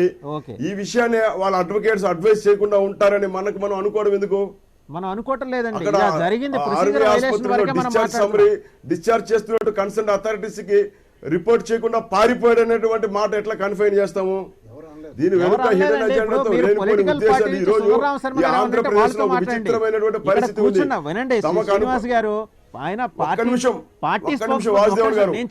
ఆంధ్రప్రదేశ్ లో విచిత్రమైన పరిస్థితి కనుగొంది. న్యాయ వ్యవస్థ పైన న్యాయమూర్తులకు ఉద్దేశాలు ఆపాదిస్తూ మాట్లాడేటువంటి ఒక విచిత్రమైన పరిస్థితి ఆంధ్రప్రదేశ్ లో కనిపిస్తుంది. తమకు అనుకూలంగా ఆర్డర్ వస్తే మాత్రం న్యాయం నిలబడింది, ధర్మం గెలిచిందని చెప్పాలి. ఇవాళ కొత్త ఏం కాదు మీరు చెబుతున్న పరిస్థితి, ఇవాళ కొత్త ఏం కాదు. పరస్పరం both TDP and YSRCP have been alleging on each other. ఇవాళ ఎవరికో ఒక్కళ్ళకే దానికి ఆ కండువా కప్పేసి దీనికి వాళ్ళు బాధ్యులని మనమే ముద్ర ఎక్కర్లా. ఇద్దరు అందులో సమర్థులే, వాళ్ళు అది చేసుకుంటా వస్తున్నారు. గడిచిన 10 ఏళ్ళుగా మనం చూస్తూనే ఉన్నాం. నేననేది ఏంటంటే ఇక్కడ ప్రొసీజర్ వైలేషన్ అనేది పొయ్యి మీద నుంచి పెనం మీద నుంచి పొయ్యిలో పడ్డారు జనం. శ్రీనివాస్ గారు మీరు మాట్లాడండి, ఆయన మాట్లాడటానికి బొలిశెట్టి శ్రీనివాస్ గారు కైండ్లీ మాట్లాడండి. సార్ నేను ఒకటే చెప్తున్నాను సార్, ఇప్పుడు పట్టాభి గారిని, రాజారాం గారిని, మా సోదరులు సుబ్బరాయ శర్మ గారిని, మిమ్మల్ని కూడా ముట్టుకోరు. మాట్లాడండి సార్, మరి మాట్లాడమండి. ఆయన పేరు కరెక్ట్ చేస్తున్నాడు. ఆయన సుందరరామ శర్మ గారు సార్, సుబ్బరాయ శర్మ గారు కాదు చెప్తున్నా. నేను చెప్పేది రండి సార్, నేను ఏది ఎవరిని తప్పుగా మాట్లాడినా, నేను మాట్లాడేది హార్ష్గా ఉండొచ్చు కానీ వరస్ట్ గా మాట్లాడిన ఎవరిని మీరు అర్థం చేసుకోండి. ఇవాళ ఇదే డిబేట్లు ఇక్కడ ఉన్న పోలీసు మీద నమ్మకం లేదని ముఖ్యమంత్రి గారు కుటుంబ సభ్యులే సిబిఐ చేయమని చెప్పి ఢిల్లీ వెళ్ళిన సందర్భాన్ని మీరు పరిగణలో తీసుకోవట్లేదు. తెలుగుదేశం ప్రభుత్వంలో మా చిన్నాన్ని చంపేశారు అని చెప్పి రోడ్డు ఎక్కిన జగన్మోహన్ రెడ్డి గారు వచ్చి 2 సంవత్సరాల్లో కూడా ఏ ప్రగతి సాధించిన వివేకానంద రెడ్డి కేసు కానీ, సుధాకర్ గారు మాస్కులు లేవని విషయాల్లో ఈరోజు చచ్చిపోయేదాకా వచ్చిన దాని మీద పట్టించుకునే డిబేట్ కానీ, మరి అలాంటివి మీ మీద 124 పెట్టారని చెప్పి ఒక 5 ఛానల్ మీద మీరు బాధపడతారు. మిమ్మల్ని కొట్టలేదు కదా తీసుకెళ్లి చంద్రబాబు నాయుడు 124 మాత్రమే పెట్టారు. ఎవరిని కొట్టారు అందరికీ తెలుసు. మనం డెఫినెట్ గా దాని మీద డిఫరెంట్ గా మాట్లాడుకుంటూ మాట్లాడదామండి. మనం ఈ రోజు ఈ సబ్జెక్ట్ కన్ఫైన్ అవుదాం. శ్రీనివాస్ గారు అదే చెప్తున్నా, మనం మళ్ళీ మాట్లాడదాం ఖచ్చితంగా మాట్లాడదాం. ఇందులో దాపరికాలు ఏం లేవు, మళ్ళీ మాట్లాడదాం. ఈ రోజు ఈ సబ్జెక్ట్ మాట్లాడుకుంటాం కాబట్టి ఈ సబ్జెక్ట్ గురించి మాట్లాడదాం. వాళ్ళకేమో 10 నిమిషాలు 15 మీరు మాట్లాడండి సార్, మీరు మాట్లాడండి. ఒక్క నిమిషం ఈ రోజు రఘురామకృష్ణ డైరెక్ట్ గా చెప్తున్నాడు కోర్టులో, నన్ను ఒక ఎంపీనే కొట్టినప్పుడు సామాన్య కొట్టరని ఏంటంటే వాళ్ళ భయం వాళ్ళకి ఉంటది. మనం ఎంతసేపు ఒక మనిషి ఇబ్బందుల్లో ఉన్నప్పుడు దాని మీద తప్పు రైట్ అనే దానికంటే ప్రజెంట్ చాలా అర్జెన్సీ మీటింగ్స్, చాలా అర్జెన్సీ ఉంది ఆ రాష్ట్రంలో. ఈ కరోనాను కట్టడి చేయడం మీద దీని మీద పెట్టండి. రఘురామకృష్ణ మీద ఫోకస్ చేసి అది పెడదాం సార్, దాని మీద కూడా పెడదాం. దాంట్లో మీరు కూడా మాట్లాడుతురు కానీ ఎటువంటి అభ్యంతరము లేదు. బొలిశెట్టి శ్రీనివాస్ గారు ఎటువంటి అభ్యంతరము లేదు, మాట్లాడదాం. అది కూడా మాట్లాడదాం. ఏంటండి ఇది మీరు సార్ మధ్యలో ఆయన మీ మిత్రులు వచ్చారు సార్, ఆయన మాట్లాడియండి సార్. సామంత్ శ్రీనివాస్ గారు మీ మిత్రులు వచ్చారు. సామంత్ శ్రీనివాస్ గారు ఆయన మాట్లాడండి. సామంత్ శ్రీనివాస్ గారు ఆయన మాట్లాడండి, బొలిశెట్టి శ్రీనివాస్ గారిని మాట్లాడి మీ దగ్గరకు వస్తా. మాట్లాడండి. మీరు కూడా ఈ ప్రజల ఆగ్రహానికి గురవ్వకండి, మీరు న్యాయవాదిగా వ్యవహరించండి, మీరే ఆ ప్రశ్నలు అయ్యండి. రఘురామకృష్ణరాజు తప్పు చేశాడా, రఘురామకృష్ణ డిబేట్ లో ఉన్నప్పుడు 100 ప్రశ్నలు వస్తాయండి, వస్తాయి. లేకపోతే డిబేట్ ఎందుకు? అది కాదండి, డిబేట్ లో ఉన్నప్పుడు సందేహాలు వస్తాయి. అలాగే మీరు అడగాల్సిన ప్రశ్నలు మీరు అడగండి సార్. కాదండి, మీరు అడగాల్సిన ప్రశ్నలు మీరు అడగండి. అక్కడ వాళ్ళు లీగల్ ఎక్స్పర్ట్స్ కాబట్టి వాళ్ళని అడుగుతాం, సందేహాలు వస్తాయి అడుగుతాం. మీరు అడగాల్సినవి ఉంటే అడగండి వాళ్ళని, తప్పేం లేదు అందులో. ఎవరు అడిగాను కదా, ఇప్పుడు అదే పట్టాభి గారికి ఇలాంటి న్యాయం వస్తే వాళ్ళ కుటుంబ సభ్యులకు వస్తే ఇలా మాడతాడా? అదే రాజారాం గారికి వస్తే రూల్ చెప్తా కూర్చుంటారా? మరి అదే దానికి వాళ్ళు సమాధానం చెప్పారు కదా, దానికి వాళ్ళు సమాధానం చెప్పారు కదా, మీరు వెళ్ళలేదా? సరే సరే, మీ కన్వీనియన్స్ కోసం ఓకే ఒక్క నిమిషం ఉండండి. మీ కన్వీనియన్స్ కోసం ఇప్పుడే పట్టాభి గారు కూడా అక్కడే ఉన్నారు, లైన్ లో ఉన్నారు, ఆయన మాట్లాడతారు. ఓకే, మీ ప్రశ్నకి పట్టాభి గారు సమాధానం చెప్పారు. ఒక్క నిమిషం శ్రీనివాస్ గారు పట్టాభి గారు శ్రీనివాస్ గారు అడిగిన ప్రశ్నకు సమాధానం చెప్పండి. ఆయన ఇందాక నుంచి మీరు సమాధానం చెప్పలేదని ఆయన భావిస్తున్నారు, మీరు చెప్పండి. పోలీస్ కస్టడీ గురించి కూడా చెప్పండి సార్. శ్రీనివాస్ గారికి నమస్కారాలు. ఒకటి, ఉద్రేకాలు ఆవేశాలు వద్దు. ఇక్కడ ఏదో వాసుదేవన్ గారు పిలిస్తే వచ్చాము. ఇక్కడ మాకు రాజకీయాలు లేవు, పార్టీ లేదు. Code of criminal procedure code ఎట్ట నడుస్తుందని చెప్పేమే తప్ప లా పొజిషన్ మీరు ఒకటే గమనించాలి. ఇక్కడ మా బీజేపీ మిత్రులు తమ్ముడు శ్రీనివాస్ గారు ఉన్నారు, వారు కూడా ప్రాక్టీసింగ్ అడ్వకేట్. నేను ఒక 40 ఏళ్ళ అనుభవంతో ప్రజలకు తెలియజేయడానికి చెప్తున్నాను తప్ప. రాజారాం గారు మీరు అయినట్టు మీరు మీకు వచ్చిన అభిప్రాయాలు చెప్తూ రాజకీయంగా మాట్లాడుతూ రాజకీయాలు లేవని చెప్తే ఎవరు నమ్ముతారు? అక్కడ మాట్లాడుతుంది పట్టాభి గారు, ఆయన పట్టాభి గారు మాట్లాడుతున్నారు. పట్టాభి గారు మాట్లాడుతున్నారు, వినండి సార్, హ్యావ్ సమ్ పేషెన్స్. కూడా ఇంతకు ముందు ఆయన కూడా అదే మాట్లాడాడు. పట్టాభి గారు మాట్లాడుతున్నారు, వినండి. శ్రీనివాస్ గారు వినండి. ఇది కరెక్ట్ కాదు వాసుదేవన్ గారు, మీరు అందరికి సమానమైన అవకాశాలు ఇవ్వాలి. మీకు ఇచ్చాం. మీ టర్మ్ వచ్చేదాకా ఆగండి సార్. మీరు ఇంటర్వ్యూ అయితే చూడండి, మీ టర్మ్ ఈ 40 నిమిషాల నుంచి ఖాళీగా కూర్చున్నాడు ఆయన. శర్మ గారు ఖాళీ కూర్చున్నాడు. 2 నిమిషాల కంటే ఎక్కువ ఇవ్వరు. ఏమీ లేదు, అట్లాంటిది ఏం లేదు. మీకు అది కేవలం మీ భావన మాత్రం. ఈయన అరగంట నుంచి ఖాళీగా ఉన్నారు, సుందరరావు శర్మ గారు అరగంట నుంచి ఖాళీగా ఉన్నారు. చూసుకోండి, ఇప్పుడు లింక్ వచ్చి అయిపోయిన తర్వాత మీరు ఆయన ప్రశ్న, ఆయన ఏదో మాట్లాడుతున్నారు, వినండి. ఆయన మీరు రైస్ చేసిన డౌట్లు ఆయన సమాధానం చెబుతున్నారు సార్. మీకు పేషెన్స్ ఉండాలి కాస్త. ఆయన మాట్లాడుతున్నారు, వినండి. మీరు అడిగిన ప్రశ్నకే సమాధానం చెప్తున్నాడు ఆయన వినండి. లేదా ఆయన ఆపేమనండి, మీరు మాట్లాడండి. మీరు పార్షియాలిటీ మానుకోండి. మాకేం లేదు ఇక్కడ, పార్షియాలిటీ ఎవరికి ఉండదు. పార్షియాలిటీ ఏముండదు, ఎవరికి పార్షియాలిటీ ఉండవు, ఇండియన్ ఎజెండాలు ఏముండవు. అందరూ మాట్లాడుతున్నారు. పార్షియాలిటీ ఉందండి. ఆయన లాయర్, ఆయన మాట్లాడుతున్నారు. ఇందులో పార్షియాలిటీ అవకాశం ఇవ్వాలండి. మీరు మాట్లాడండి. ఇప్పుడు ఆయన మీరు అడిగిన ప్రశ్నకి ఆయన సమాధానం చెబుతున్నాడు. నేను మిమ్మల్ని అబ్జెక్ట్ చేస్తున్నా. మీరు అడిగిన ప్రశ్నకి ఆయన సమాధానం చెబుతున్నాడండి. సరే, పట్టాభి గారు సమాధానం కావాలా వద్దా మీకు? మీరే మాట్లాడతారండి. ఎందుకంటే శ్రీనివాస్ గారిని మాట్లాడమంటే మా తమ్ముడు శ్రీనివాస్ మీరే మాట్లాడండి. అందరూ శ్రోతలుగా ఉంటారు, మీరే మాట్లాడండి. శ్రీనివాస్ గారు నాకు వద్దు, నాకు రైట్. శ్రీనివాస్ గారు మాట్లాడమనండి. రైట్, మాట్లాడండి శ్రీనివాస్ గారు. గౌరవంగా అడుగుతున్నాను శ్రీనివాస్ గారిని. పట్టాభిరామ్ మీద కాదండి నా అబ్జెక్షన్, మీ మీదే. మీకుంటాయి అబ్జెక్షన్స్, ఎందుకంటే మీరు మాట్లాడేది వినరు. భారతీయ జనతా పార్టీని ముద్దాయి చేసేటువంటి అజెండాతో ఎవరికి ఉండవు ఇక్కడ ఎజెండాలు. ఏం లేవు, అన్ని క్లియర్. ఎవరికి లేవు ఇక్కడ ఎజెండాలు. డిబేట్ అండి, డిబేట్ లీగల్ ఫ్రేమ్ వర్క్ లో జరుగుతున్న డిబేట్. లీగల్ ఫ్రేమ్ వర్క్ లో జరుగుతున్న డిబేట్. సామంత్ శ్రీనివాస్ గారు, ఇది మీరు లాయరు, యువర్ అన్ ఎక్స్పర్ట్. అందువల్లే మిమ్మల్ని పిలిచింది. ఎంత సమయం ఇచ్చారు, సుందరరామ శర్మ గారికి ఎంత సమయం ఇచ్చారు, సామంచి శ్రీనివాస్ ఎంత సమయం ఇచ్చారు చూడండి. సమయాలు కావాలా, పాయింట్లు కావాలా? కనీసం పాయింట్ చెప్పండి సార్. మీరు సమయం గురించి ఎందుకు వదిలేయండి. మీరు మాట్లాడండి. ఇప్పుడు మీరు మాట్లాడండి. మీరు మీ అబ్జెక్షన్ ఏంటో చెప్పండి. చెప్పడానికి క్లారిఫై చేయడానికి కస్టడీలో ఉన్నటువంటి వ్యక్తికి ఉన్నటువంటి వెసులుబాటు ఇప్పుడు ముద్దాయి కూడా రైట్స్ ఉంటాయి, అక్యూజ్డ్ కూడా రైట్స్ అండ్ ప్రివిలేజెస్ ఉంటాయి. ఈ రోజు పారిపోయాడు అనేది అనుకోవడానికి అవకాశం లేదు. ఎందుకంటే ఏ కోర్టు ఆర్డర్స్ ఆధారంగా అక్కడ ఇన్పేషెంట్ గా ట్రీట్మెంట్ ఇవ్వడం జరుగుతుందో ఆ కోర్టు ఆర్డర్స్ కు, ఉత్తర్వులకు అక్కడ ఉన్నటువంటి ఆసుపత్రి వర్గాలు జవాబుదారీతనంతో వ్యవహరించాల్సి ఉంటుంది. అదే విధంగా ఇక్కడ ఉన్నటువంటి గుంటూరు నుంచి సికింద్రాబాద్కి వెళ్ళేటప్పుడు ఎస్కాట్ గా ఉన్నటువంటి సిఐడి పోలీసులు ఏమయ్యారనేది ఒక ప్రశ్న. ఆ ప్రశ్నకు కూడా సమాధానం వెతుక్కోవాల్సి ఉంటుంది. ఈ రోజు చార్టెడ్ ఫ్లైట్స్ లో వెళ్ళేటప్పుడు దాని వెనుక ఒక ప్రభుత్వం ఉంది, సివిల్ ఏవియేషన్ యొక్క మినిస్టర్ యొక్క పర్మిషన్ ఉంది. చార్టెడ్ ఫ్లైట్స్ ఎప్పటికప్పుడు ఎక్కడికక్కడ అక్కడ ల్యాండింగ్ సంబంధించినటువంటి చార్జెస్ పే చేస్తే సరిపోతుంది. ప్రతి దేశంలో ప్రతిరోజు 500 నుంచి 600 ఫ్లైట్స్, చార్టెడ్ ఫ్లైట్స్ దేశం అంతా తిరుగుతుంటాయి. వాటన్నిటికీ సివిల్ ఏవియేషన్ ప్రతిరోజు కూర్చొని టిక్కులు పెడుతూ పర్మిషన్ ఇచ్చేటువంటి అవకాశం లేదు, అవసరం కూడా లేదు. రెగ్యులర్ ఎయిర్పోర్ట్ కన్నా కూడా చార్టెడ్ ఫ్లైట్స్ వేకెంట్ గా ఉన్న ఎయిర్పోర్ట్స్ నే యూజ్ చేస్తాయి. అది కూడా మనం గుర్తుపెట్టుకోవాలి. బేగంపేట లాంటి ఖాళీగా ఉన్నటువంటి ఎయిర్పోర్ట్స్ నే చార్టెడ్ ఫ్లైట్స్ కల్పిస్తారు. కాబట్టి ఇవన్నీ కూడా మనం దృష్టిలో పెట్టుకోవాలి. ఖచ్చితంగా కోర్టు ఆర్డర్ను వైలేట్ చేస్తే రామకృష్ణరాజు గారు దాని కాన్సిక్వెన్సెస్ ఫేస్ చేయాల్సి ఉంటుంది. కాబట్టి ఇంత ఎక్స్పర్టైజ్ అడ్వకేట్స్ కస్టడీలో ఉన్నటువంటి రామకృష్ణరాజు ఆ రకంగా డెలిబరేట్ గా హైకోర్టు, సుప్రీంకోర్టు ఆర్డర్స్ ని వైలేట్ చేసి కాన్సిక్వెన్సెస్ ఫేస్ చేయడానికి చేస్తాడని నేను అనుకోవడం లేదు. రైట్. ఆయన పటాభి గారు మాట్లాడచ్చా ఇప్పుడు?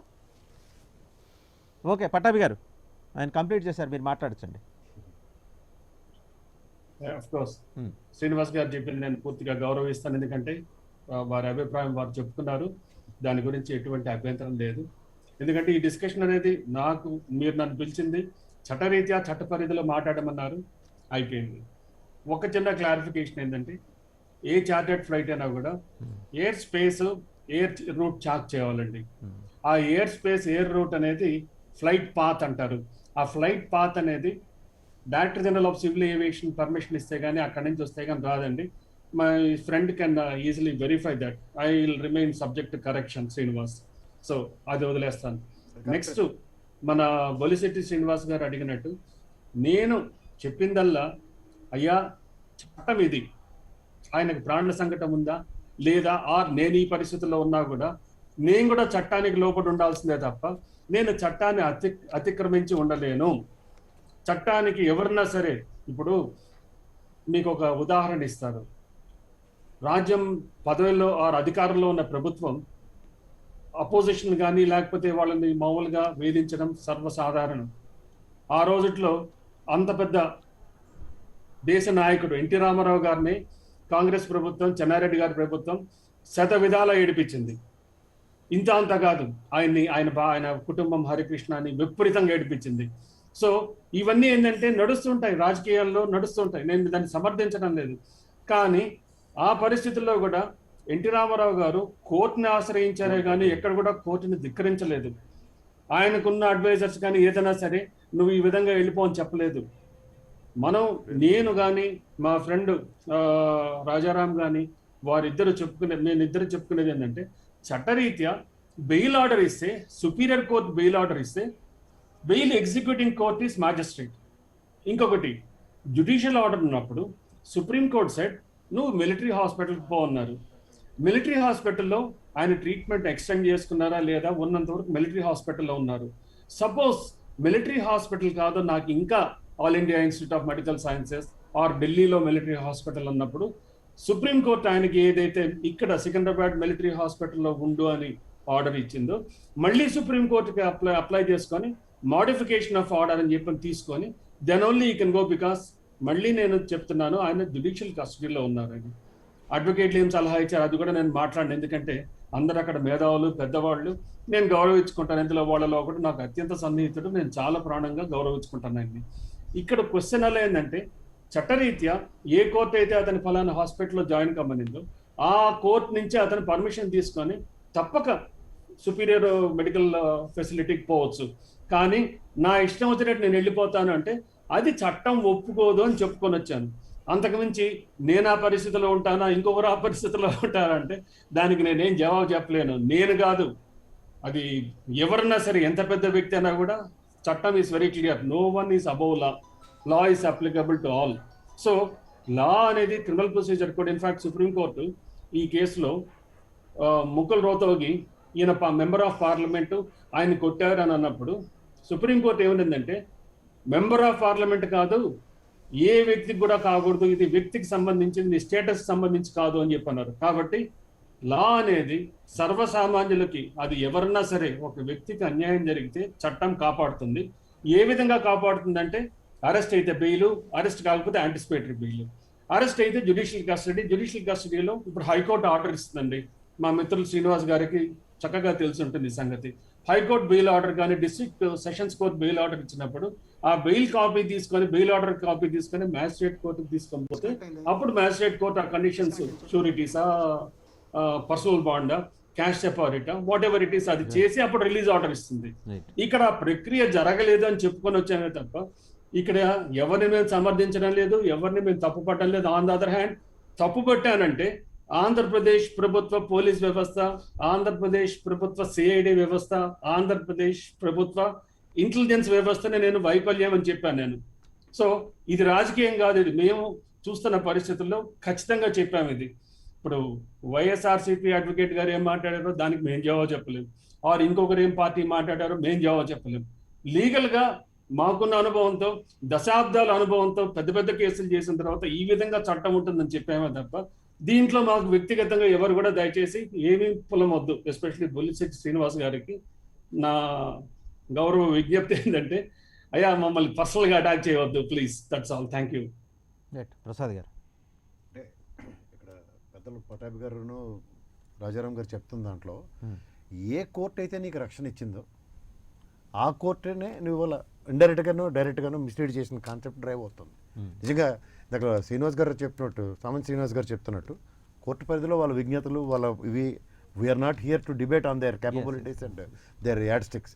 కానీ ఇక్కడ వచ్చేసరికల్లా ఏమవుతుందంటే, ఏ విధంగా నీకు ఆ రక్షించబడిందో ఆ వ్యవస్థలో, ఆ రక్షణకు వచ్చిన సుప్రీంకోర్టుకి ఈ పరిధిలో, దగ్గర పట్టాభి గారు చాలా కేటగిరీలు చెప్పారు.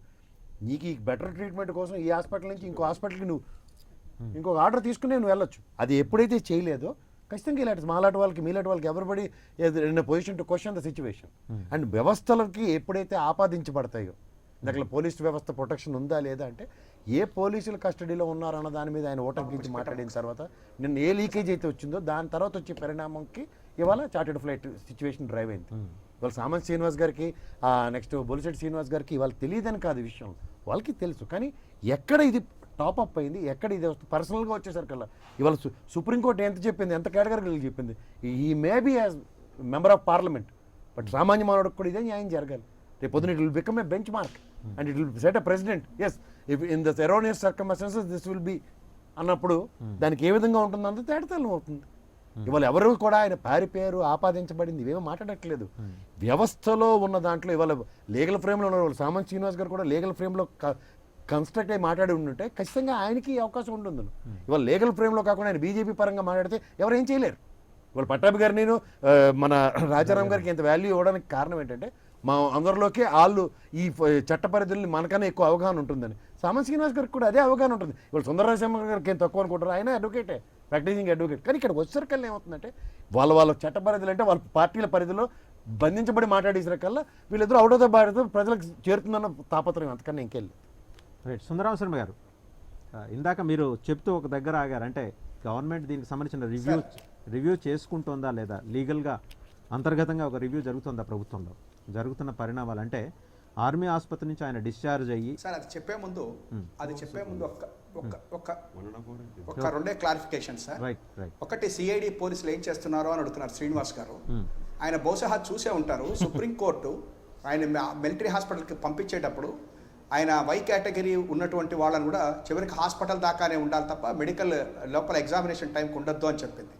అంటే ఏంటంటే ఆయన ఒక్కరే లోపల, ఇంకా సిఐడి ఆఫీసర్లు అయినా ఆయనకున్నటువంటి వై కేటగిరీ వాళ్ళందరూ కూడా బయటనే ఉండటం జరిగింది. నెంబర్ 1. నెంబర్ 2, ఆయన ఏమంటున్నారంటే, ఆయన నేను ఏదో పారిపోయాను అని అన్నాను అని చెప్పని.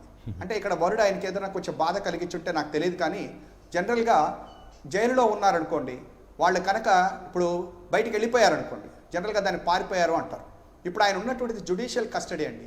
ఆయన హాస్పిటల్లో ఉన్నారు, అది సుప్రీంకోర్టు కూడా చెప్పడం జరిగింది. ఆయన జ్యుడిషియల్ కస్టడీలో ఉన్నట్టుగానే ట్రీట్ చేయాలి అని చెప్పడం జరిగింది.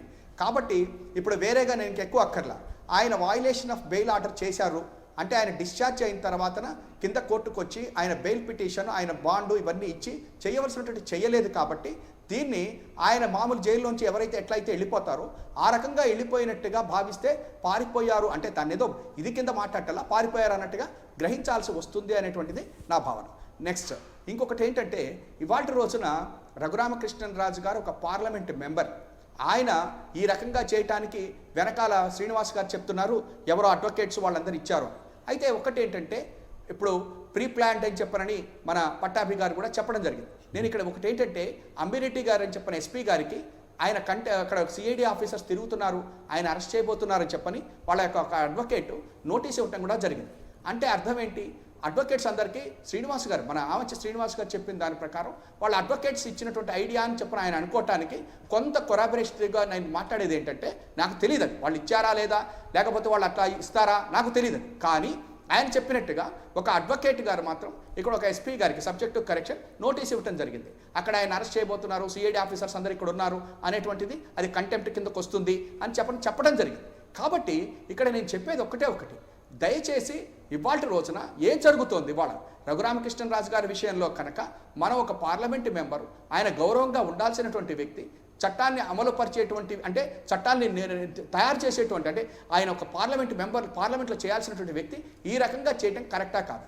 అయితే ఇక్కడ ఇందాక పట్టాభి గారు ఒక మాట అన్నారు, ఏమనంటే ఆయన నానా మాటలు అంటుంటాము, ఎలక్షన్స్లో చేస్తూ ఉంటాము, ఒక పార్టీ ఇంకో పార్టీని ఇచ్చేస్తుంటుంది, అంత మాత్రం అది సెడిషన్ కింద పెడతారా అన్నట్టుగా మాట్లాడినట్టుగా సబ్జెక్టు కరెక్షన్.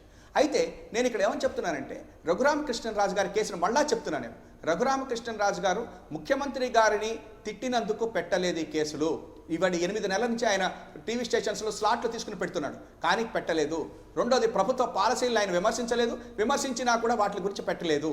కానీ ఆయన ఎంతసేపటికి కూడా ఒక మతం పేరు మీద ఒక కులాన్ని కలిపి ఒక ప్రభుత్వాన్ని మతాలతోటి చేసి చివరికి భారత ప్రధాని దగ్గరికి కూడా వెళ్ళి ఈ రాష్ట్రంలో హిందూ మతం గురించి మాట్లాడటం కూడా జరిగింది. కాబట్టి వీటి మీద మాత్రం హింసను రేకెత్తేసేటువంటి అవకాశం ఉంది, హింసను రెచ్చగొట్టడం అనేటువంటిది సరైనది కాదు అని చెప్పని ఈయన మీద 124A పెట్టడం జరిగిందే తప్ప ఏదో కొట్టుకుంటే అంత డైరెక్ట్ అయితే చంద్రబాబు నాయుడు గారు తిట్టేటువంటి తిట్లు, లోకేష్ గారు తిట్టేటువంటి తిట్లు, లేకపోయేటట్టయితే ఎవరన్నా ఇంక ఇప్పుడు మా ఆమంచి శ్రీనివాస్ గారు కూడా మాట్లాడినటువంటివి ఇవన్నిటికీ ఏం జరగలేదు. ఎవరిని కూడా విమర్శలు చేసినటువంటి వాళ్ళని ఇప్పుడు ఆమంచి శ్రీనివాస్ గారు అక్కడ ఇంకో మన బొలిశెట్టి శ్రీనివాస్ గారు వీళ్ళెవరిని కూడా అరెస్టులు కాలా, వాళ్ళు ప్రశ్నిస్తున్నారు. అంత మాత్రం నుంచి వాళ్ళని ఎవరిని అరెస్ట్ చేయలే. మీరు నిందలు వేయద్దు, విమర్శించండి, సత్విమర్శలు చేయండి, అవి చేయటం లేదు మీరు. అది ఇవాళ రోజున మేము మాట్లాడుతున్నాం. శర్మ గారు ఒక మెయిన్ చాలా ఇంపార్టెంట్ వినిపిస్తోంది. ఒక ఇంపార్టెంట్ ప్రశ్న, మీ ప్రభుత్వంలో ప్రత్యేకించి వైసీపీ అధికారంలోకి వచ్చిన తర్వాత నిజాలు మాట్లాడితే ఉరిశిక్ష కూడా వేస్తారేమో అనే భయం ప్రజల్లో కలుగుతోంది అనేది చాలా పొలిటికల్ పార్టీస్ నుంచి, అలాగే పౌర హక్కుల కోసం పరితపిస్తున్న చంద్రబాబు నాయుడు వరకు కూడా ఇటీవల కాలంలో ప్రధానంగా లేవనెత్తుతున్న అంశం. దానికి మీ సమాధానం ఏంటి? ఎంతమందిని ఉరిశిక్షకి మీరు రెడీ చేయబోతున్నారు? సార్ ప్రభుత్వంలో ఇప్పుడు అపోజిషన్ మీరు ఇద్దరిని లేపారు, అపోజిషన్ పార్టీస్ పౌర హక్కుల గురించి మాట్లాడుతున్న చంద్రబాబు గారు. నేను ఇవాళ ఒకటే చెప్తా ఉన్నా, అపోజిషన్ పార్టీస్ ఎవరికైనా సరే మీరందరూ ఇవాళ రోజున టీవీ ఛానల్స్లో మాట్లాడుతున్నారా లేదా? చంద్రబాబు నాయుడు గారు హైదరాబాద్లో కూర్చొని మాట్లాడుతున్నారా లేదా? లోకేష్ గారు మాట్లాడుతున్నారా లేదా? ఆయన విశాఖపట్నం వచ్చి డాక్టర్ గారిని ఇచ్చేస్తున్నా మేమేమన్నా మాట్లాడారు? నేను ఇక్కడ ఇది మాట చెప్తున్నాను. రెండోది పౌర హక్కులు కరెక్టే. మొన్ననే ఒక మీటింగ్ పెట్టారు చంద్రబాబు నాయుడు గారు, కాంగ్రెస్ పార్టీ, సిపిఐ పార్టీ, ఇంకెవరో ఉన్నారేమో, ఆయన కలిపి పౌర హక్కుల గురించి, ఈ రాష్ట్రంలో పౌర హక్కుల యొక్క ఇబ్బందుల గురించి వాళ్ళు మాట్లాడారు. నేను ఇవాళ ఒకటే చెప్తున్నా, అపోజిషన్ పార్టీస్ ఎవరికైనా సరే అపోజిషన్ పార్టీ అనేటువంటిది ప్రజాస్వామ్యంలో చాలా అవసరం. అపోజిషన్ పార్టీ రావాల్సింది చెప్పాల్సింది ఏంటంటే భారతీయ జనతా పార్టీ అయినా సరే ఏం జరుగుతోంది, మీ పాలసీల్లో పథకాల్లో ఎక్కడన్నా ఉందా? పథకాల్లో నిజంగా మీరు ఏమన్నా అనుకుంటున్నట్టు మీ పార్టీ వాళ్ళకి ఎవరికైనా రావట్లేదా? లేకపోతే ఇంకొకటి పథకాలు ఎవరైనా కూడా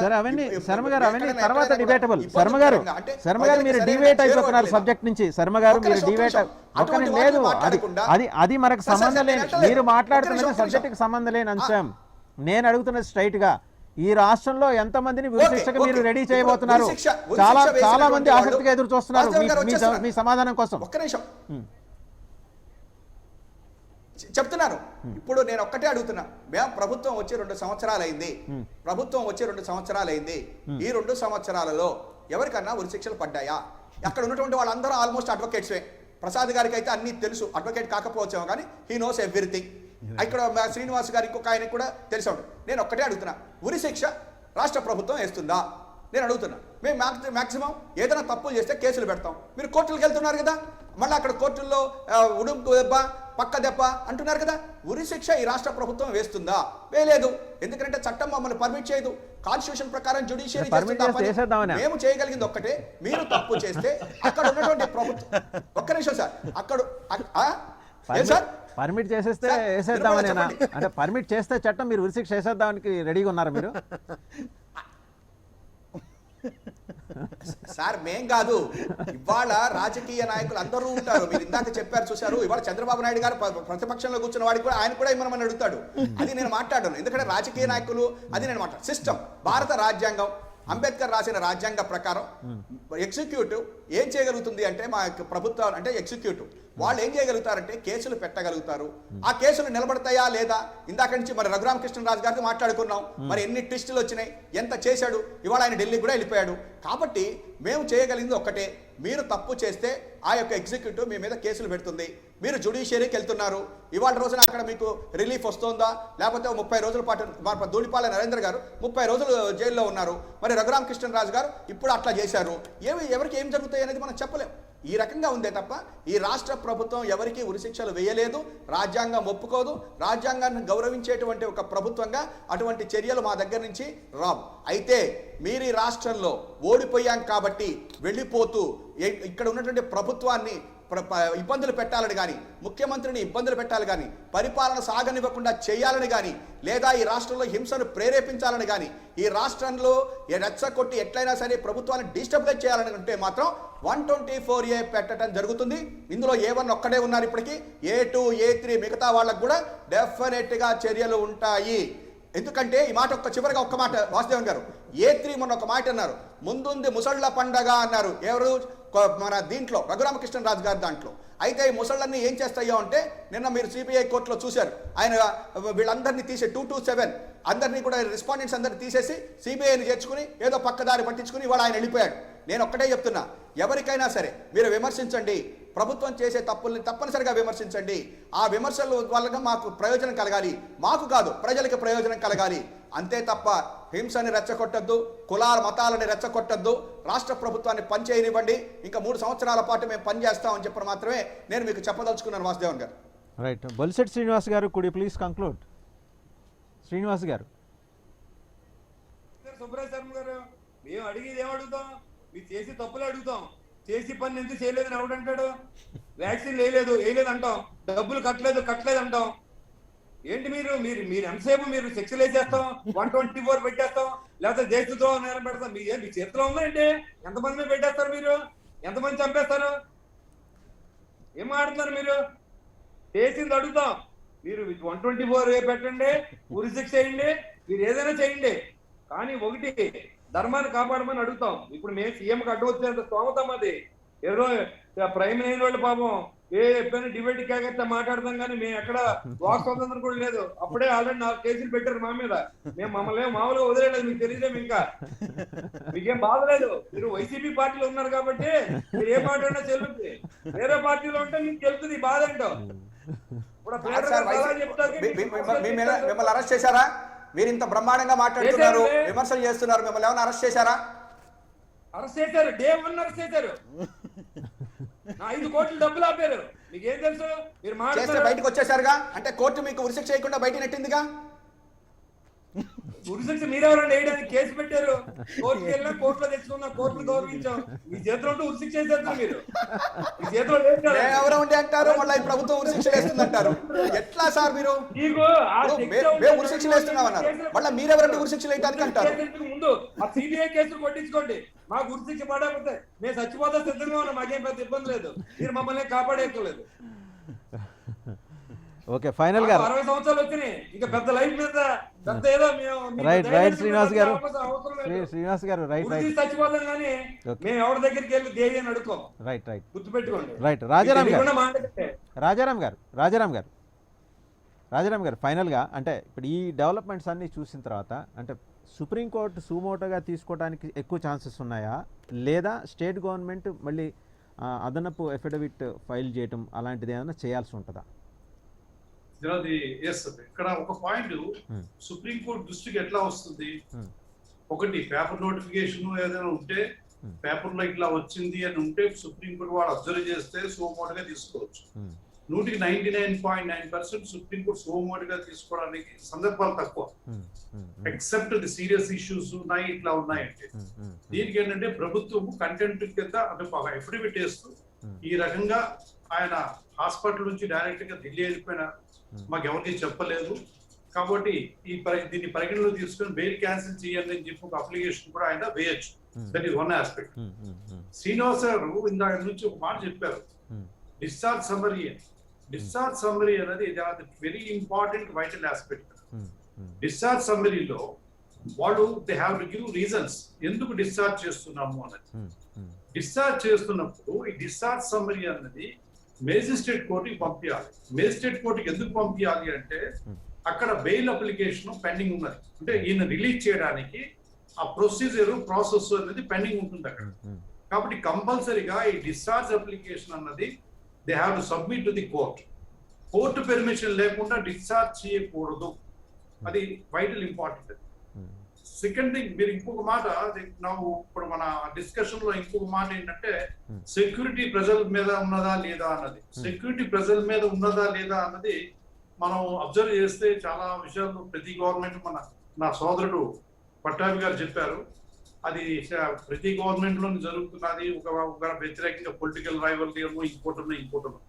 కానీ ఇక్కడ ఇంపార్టెంట్, వెరీ ఇంపార్టెంట్, పార్లమెంటు సభ్యుడు ఒక లాని తయారు చేసే మనిషి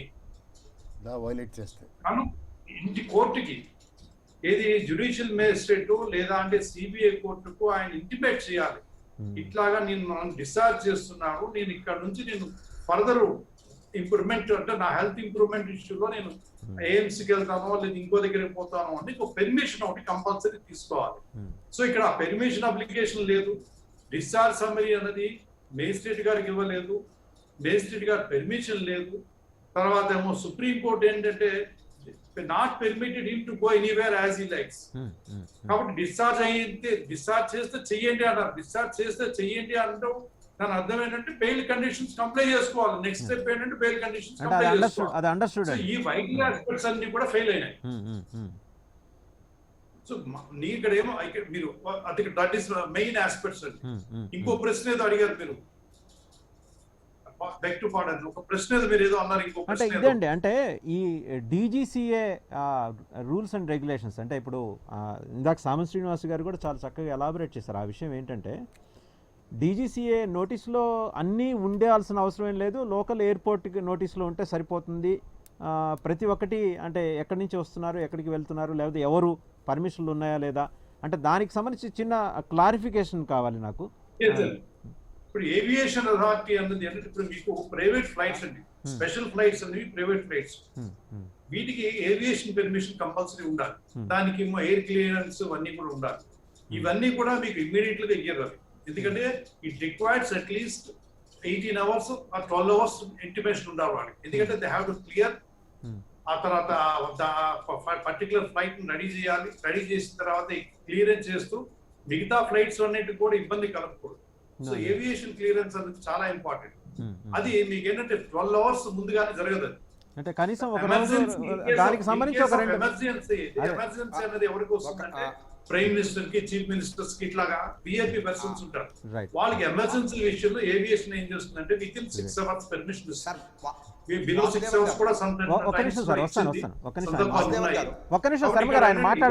పర్మిషన్ లేనిది ఫ్లై చేయడానికి కాదు. రైట్.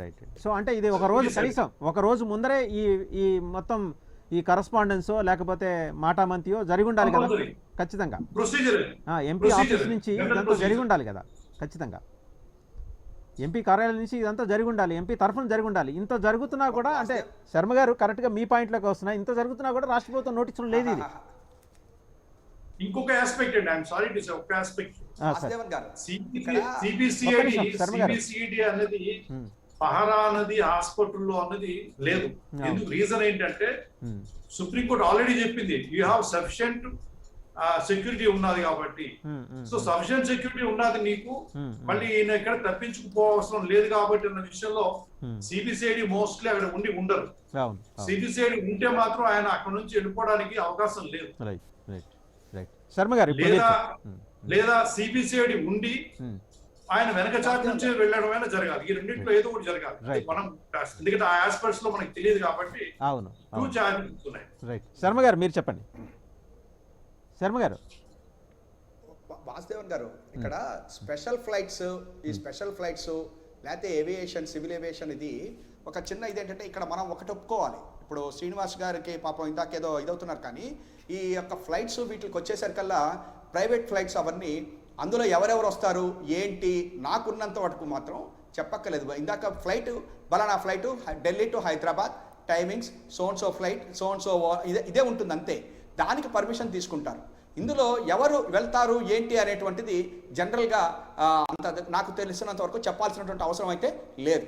ఇంకొకటి ఏంటంటే ఇవాళ రోజున ఏమి ఎవ్వరికి తెలియకుండా ఏమీ లేకుండా ఇది జరగలే. ఆయన వెనకాల 15 కార్లు వెళ్ళినాయి అనేటువంటిది కూడా మీ ఛానల్లోనే వచ్చినట్టుగా గుర్తు నాకు. అంటే ఏంటి, ఇదంతా ప్రీ ప్లాన్డ్. అయితే దీంట్లో aviation department, civil aviation department ఉంది, లేకపోతే ఇంకోళ్ళు అందని మనం చెప్పలేం. మాట్లాడటానికి నేను అదైతే లేదు. ఎందుకనంటే ఈయన ఇవన్నీ అరేంజ్మెంట్స్ ఎవరు చేశారు? ఇప్పుడు అదే ఇక్కడ వస్తున్న ప్రాబ్లం ఏంటంటే, మీరు ఇందాక అది కూడా పెట్టారు, ఎవరున్నారు ఈయన వెనకాల అని చెప్పని. ఇదంతటికీ కూడా కారణం ఏంటంటే, ఇందాక ఆమంచి శ్రీనివాస్ గారు చెప్పిన దాంట్లో ఇది ప్రీ ప్లాన్డ్. లేకపోతే వెనకాల ఎక్కడో ఒక రకమైనటువంటి ఒక మంచి వెల్ ప్లాన్డ్ పీపుల్ వాళ్ళందరూ కూడా నువ్వు వెళ్ళిపోయినా పర్వాలేదు ఇట్లాంటివన్నీ ఆయనకు ఒక రకంగా చెప్పటం మూలకంగా ఆయన స్టెప్ తీసుకున్నాడని కూడా మనం అనుకోవాల్సి వస్తుంది. ఎందుకంటే మామూలుగా అయితే లీగల్గా ఏ చిన్న అడ్వకేట్ చెప్పినా కూడా ఈ రకంగా చేయమని చెప్పడు. కానీ ఇది అడ్వకేట్స్ని అంటలే, నేను పెద్ద అడ్వకేట్స్ని వాడడం కాదంటుంటా. ఒక గ్రూప్, ఒక planned group, how to protect him his this one అనేటువంటి దాంట్లో ఉంది. దీంట్లో సివిల్ ఏవియేషన్ డిపార్ట్మెంట్ కానీ లేకపోతే వీళ్ళకున్నది. కానీ ఆర్మీ మిలిటరీ హాస్పిటల్ మాత్రము డెఫినెట్గా దీని గురించి క్వశ్చన్ చేయబడుతుంది. ఎందుకంటే వాళ్ళు డిశ్చార్జ్ చేసే ముందు తప్పనిసరిగా సిఐడి వాళ్ళకి అప్పచెప్పాలి. అట్లా కాకుండా వాళ్ళు డిశ్చార్జ్ చేసేయటం, ఆయన వెళ్ళిపోవటం జరిగింది కాబట్టి దాని వెనక ఏం జరిగింది అనేది కావాలి. ఆ లీక్ అయినటువంటి లెటరు ఎట్లా వచ్చింది ఏంటి అనేది కావాలి. వీటన్నిటికంటే కూడా ముందర మీ యొక్క ఛానల్లోనే వచ్చింది రెండు ఏది సుప్రీంకోర్టుకి ఈ రిపోర్ట్ వెళ్ళక ముందే ఆయనకి ఎయిర్ ఫ్రాక్చర్ జరిగింది, అది కాలుకి ఎయిర్ ఫ్రాక్చర్ ఉంది ఇది అని చెప్పని వచ్చింది. ఆ లీకేజ్ ఎట్లా వచ్చింది, ఇవన్నీ కూడా డెఫినెట్గా ముందు బయటకు వస్తాయని చెప్పని నేను అనుకుంటున్నాను. వాసుదేవన్ గారు. రైట్. ప్రసాద్ గారు. ఇవన్నీ ముందు బయటకు వస్తాయని మాకు తెలుసు సార్. ప్రభుత్వ పరంగా మీ చర్యలు ఏమన్నది మా ప్రశ్న. ప్రభుత్వ పరంగా ప్రొయాక్టివ్గా మీరు వెళ్ళి కోర్టుకి రెస్పాండ్ చేస్తాం. ప్రసాద్ గారు, అవన్నీ కూడా మీకు చెప్పమంటే ఎట్లా? టీవీ ఛానల్స్ లో కూర్చొని ప్రసాద్ గారు మీకు తెలియదే ఉంది, టీవీ ఛానల్స్ లో కూర్చొని చెప్పేస్తామా ఇవన్నీ? మీరు చెప్పట్లేదు కాబట్టి ఆయన కూడా చెప్పకుండా వెళ్ళిపోయారు. ఎవరు చెప్పకుండా వెళ్ళిపోతే ప్రజలకి ఏం అర్థం అవుతుంది? ఎవరికి నచ్చిన పని వాళ్ళు చేసుకుంటారు. ఇక్కడ అది హాస్యాస్పదం. ఇక్కడ సుప్రీం ఆయన మాకు చెప్పండి. శర్మ గారు, మీరు పెద్దవారు. ఇక్కడ ఆయనకి నచ్చినట్టుగా ఆయన ఫ్లైట్ వేసుకుని ఆయన వెళ్ళిపోయాడు. సుప్రీంకోర్టు డైరెక్షన్ ఒక విధంగా ఉంటే ఇంకో డైరెక్షన్లో ఆయన చేశారు. ప్రభుత్వ పరంగా ఈ చర్యలు చేసి ఉంటే బాగుండని మేమందరం మాడుతుంటే ఏం చేయాలో మీకు చెప్పక్కర్లేదంటే నిజంగా చెప్పక్కర్లేదు, మాకు చేయక్కర్లేదు. కనీసం ఈ చర్యలు చేయండి బాబు అని మొత్తుకుంటున్నాం ఎక్కడి నుంచి అయినా సరే. మాకు అందరూ మీ అంత విజ్ఞులు అక్కడ కనబడట్లేదు, అది మా ప్రాబ్లం. మీ అంత విజ్ఞులు అక్కడ ఉంటే డెఫినెట్గా ఇవ్వడం. ప్రసాద్ గారు, డెఫినెట్ గా జరుగుతుంది. జరిగితే సంతోషం, మీకన్నా ముందు సంతోషించింది మేమే. కానీ జరగదు, అది జరగలేదు ఇప్పుడు దాకా. ఈ రోజు దాకా జరుగుతున్న పరిణామాలు ఏంటంటే ఆ విధంగా జరగలేదు కాబట్టి బాధపడుతున్నాం. అవి జరుగుంటే it would not happen like this. Right. Samanth Srinivas గారు, కుడ్ యూ ప్లీజ్ కంక్లూడ్? ఇప్పుడే డిబేట్ ఎక్స్టెండ్ కూడా అయింది చాలాసేపు. ప్లీజ్. ఒకటండి, ఇప్పుడు టాపిక్ మీద ఒక ఇంపార్టెంట్ ఆస్పెక్ట్, అంతకంటే ముందు ఇందాక శర్మ గారు మాట్లాడుతూ దయచేసి రెచ్చగొట్టే వ్యాఖ్యలు చేయొద్దు, కులాలు మతాల మధ్య చిచ్చు పెట్టేటువంటి వ్యాఖ్యలు చేసి అస్థిరపరచొద్దు అంటూ ఒక మంచి మాట చెప్పారు. నిజంగా ఆ రకంగా రెచ్చగొట్టే వ్యాఖ్యలపైన కేసులు పెట్టడం ప్రారంభిస్తే మొట్టమొదటగా ఈ రాష్ట్రంలో వైసీపీ మంత్రులపైన ఇప్పుడు పెట్టిన 153A కావచ్చు, 124A కావచ్చు, అట్రాక్ట్ అయ్యేటువంటి కేసులు పెట్టదలుచుకుంటే మంత్రులతో ప్రారంభించాలి. సగం కేబినెట్ మంత్రుల మీద ఇలాంటి కేసులు పెట్టేటువంటి అవసరం కూడా ఉంటుంది. ఇంకా ఈనాటి మీరు ఇచ్చినటువంటి కాలాంశం ప్రకారము మాట్లాడితే ఆసుపత్రి కమాండెంట్కు ఎంపీ రఘురామరాజు గారు ఒక లెటర్ రాసినట్టు అది కూడా మీడియాకు రిలీజ్ అయింది మనం బ్రిగేడియర్ గారు. అయితే అందులో తనకు ఇంకా నల్లతగా ఉంది, ఒంట్లో మగత ఉంది, నోరు తడారిపోతుంది, ఇంకా తనను 2-3 రోజుల పాటు ఇక్కడే ఉంచి ట్రీట్మెంట్ కంటిన్యూ చేయాలని, ఒకవేళ తనను డిశ్చార్జ్ చేయాలనుకుంటే డిశ్చార్జ్ సమ్మరీలో తన ఆరోగ్య పరిస్థితిని స్పష్టంగా తెలియచేయాలని కోరారు. అంటే డిశ్చార్జ్ చేసే పని అయితే సమ్మరీలో ఆయన ఒక హెల్త్ కండిషన్ క్లియర్గా ప్రిస్క్రైబ్ చేయమని చెప్పారు. అంటే డిశ్చార్జ్ చేయమని చేస్తారనే విషయాలు అవగాహన కలిగినటువంటి పరిస్థితుల్లో ఇక్కడి నుంచి డిశ్చార్జ్ చేయకుండా పారిపోతాడని, అక్కడున్న ఆర్మీ ఆసుపత్రికి లేక ఎస్కార్ట్కి కళ్ళు కప్పి పారిపోతాడని, లేక ఇందాక వారు మాట్లాడుతూ సివిల్ ఏవియేషన్ యొక్క అనుమతి లేనిదే చార్టర్డ్ ఫ్లైట్స్లో ఎవరు వెళ్ళరని, కాబట్టి ఆ సివిల్ ఏవియేషన్ ద్వారా సమకూర్చబడ్డటువంటి చార్టర్డ్ ఫ్లైట్లో వెళ్ళేటువంటి ఒక వ్యక్తి ఒక పలాని కేసులో ముద్దాయని సుప్రీంకోర్టు బెయిల్ వచ్చి ఆ బెయిల్ కండిషన్స్ని కంప్లై చేయకుండా పారిపోతున్నారని, ఇలాంటి విషయాల్ని కేంద్ర ప్రభుత్వ రంగ సంస్థలందరికీ తెలిసి ఉంటాయని ఇలా మాట్లాడుకోవడం అనేది మాత్రం పూర్తిగా అది అంత అవగాహన లేమి అని అనిపిస్తుంది. ఎందుకంటే వెళ్ళేటువంటి వ్యక్తి యొక్క ఆర్థిక స్తోమత మీద ఆధారపడుతుంది. బస్సులో పోవచ్చు, రైల్లో పోవచ్చు, రెగ్యులర్ ఫ్లైట్లో పోవచ్చు. అక్కడి నుంచి సుప్రీంకోర్టు గైడ్ లైన్స్ ఫాలో అయ్యాడా లేదా, బెయిల్ కండిషన్స్ కంప్లై చేశాడా లేకపోతే వైలేట్ చేశాడా, ఇది మనం మాట్లాడాలి. కానీ చార్టర్డ్ ఫ్లైట్లో పోయాడా, రెగ్యులర్ ఫ్లైట్లో పోయాడా, బస్సులో పోయాడా, ట్రైన్లో పోయాడా, కారులో పారిపోయాడా, ఇవన్నీ కూడా ఇమ్మీడియట్లీ టైం వేస్ట్ నా దృష్టిలో. సో డిశ్చార్జ్ సమ్మరీ పైన ఎక్స్పెక్ట్ చేసేటువంటి వ్యక్తి అలా తప్పించుకుని ఈ రకంగా బెయిల్లో ఉన్నటువంటి కండిషన్స్ని వైలేట్ చేస్తాడనేసి అనుకోవడం లేదు. రైట్, వాసుదేవన్ గారు. థ్యాంక్ యూ శ్రీనివాస్ గారు, థ్యాంక్ యూ బొలిశెట్టి శ్రీనివాస్ గారు, అలాగే సామంత్ శ్రీనివాస్ గారు, పట్టాభి గారు, రాజారాం గారు, అలాగే సుందరాం శ్రమ గారు, ప్రసాద్ గారు, thank you very much for participating in the straight talk. ఇది ఈరోజు స్ట్రైట్ టాక్. మరి కాసేపట్లో న్యూస్ బులెటిన్ ప్రసారం అవుతుంది. చూస్తూనే ఉండండి ప్రైమ్ 9 నిజం ఇదే మా ఇజం.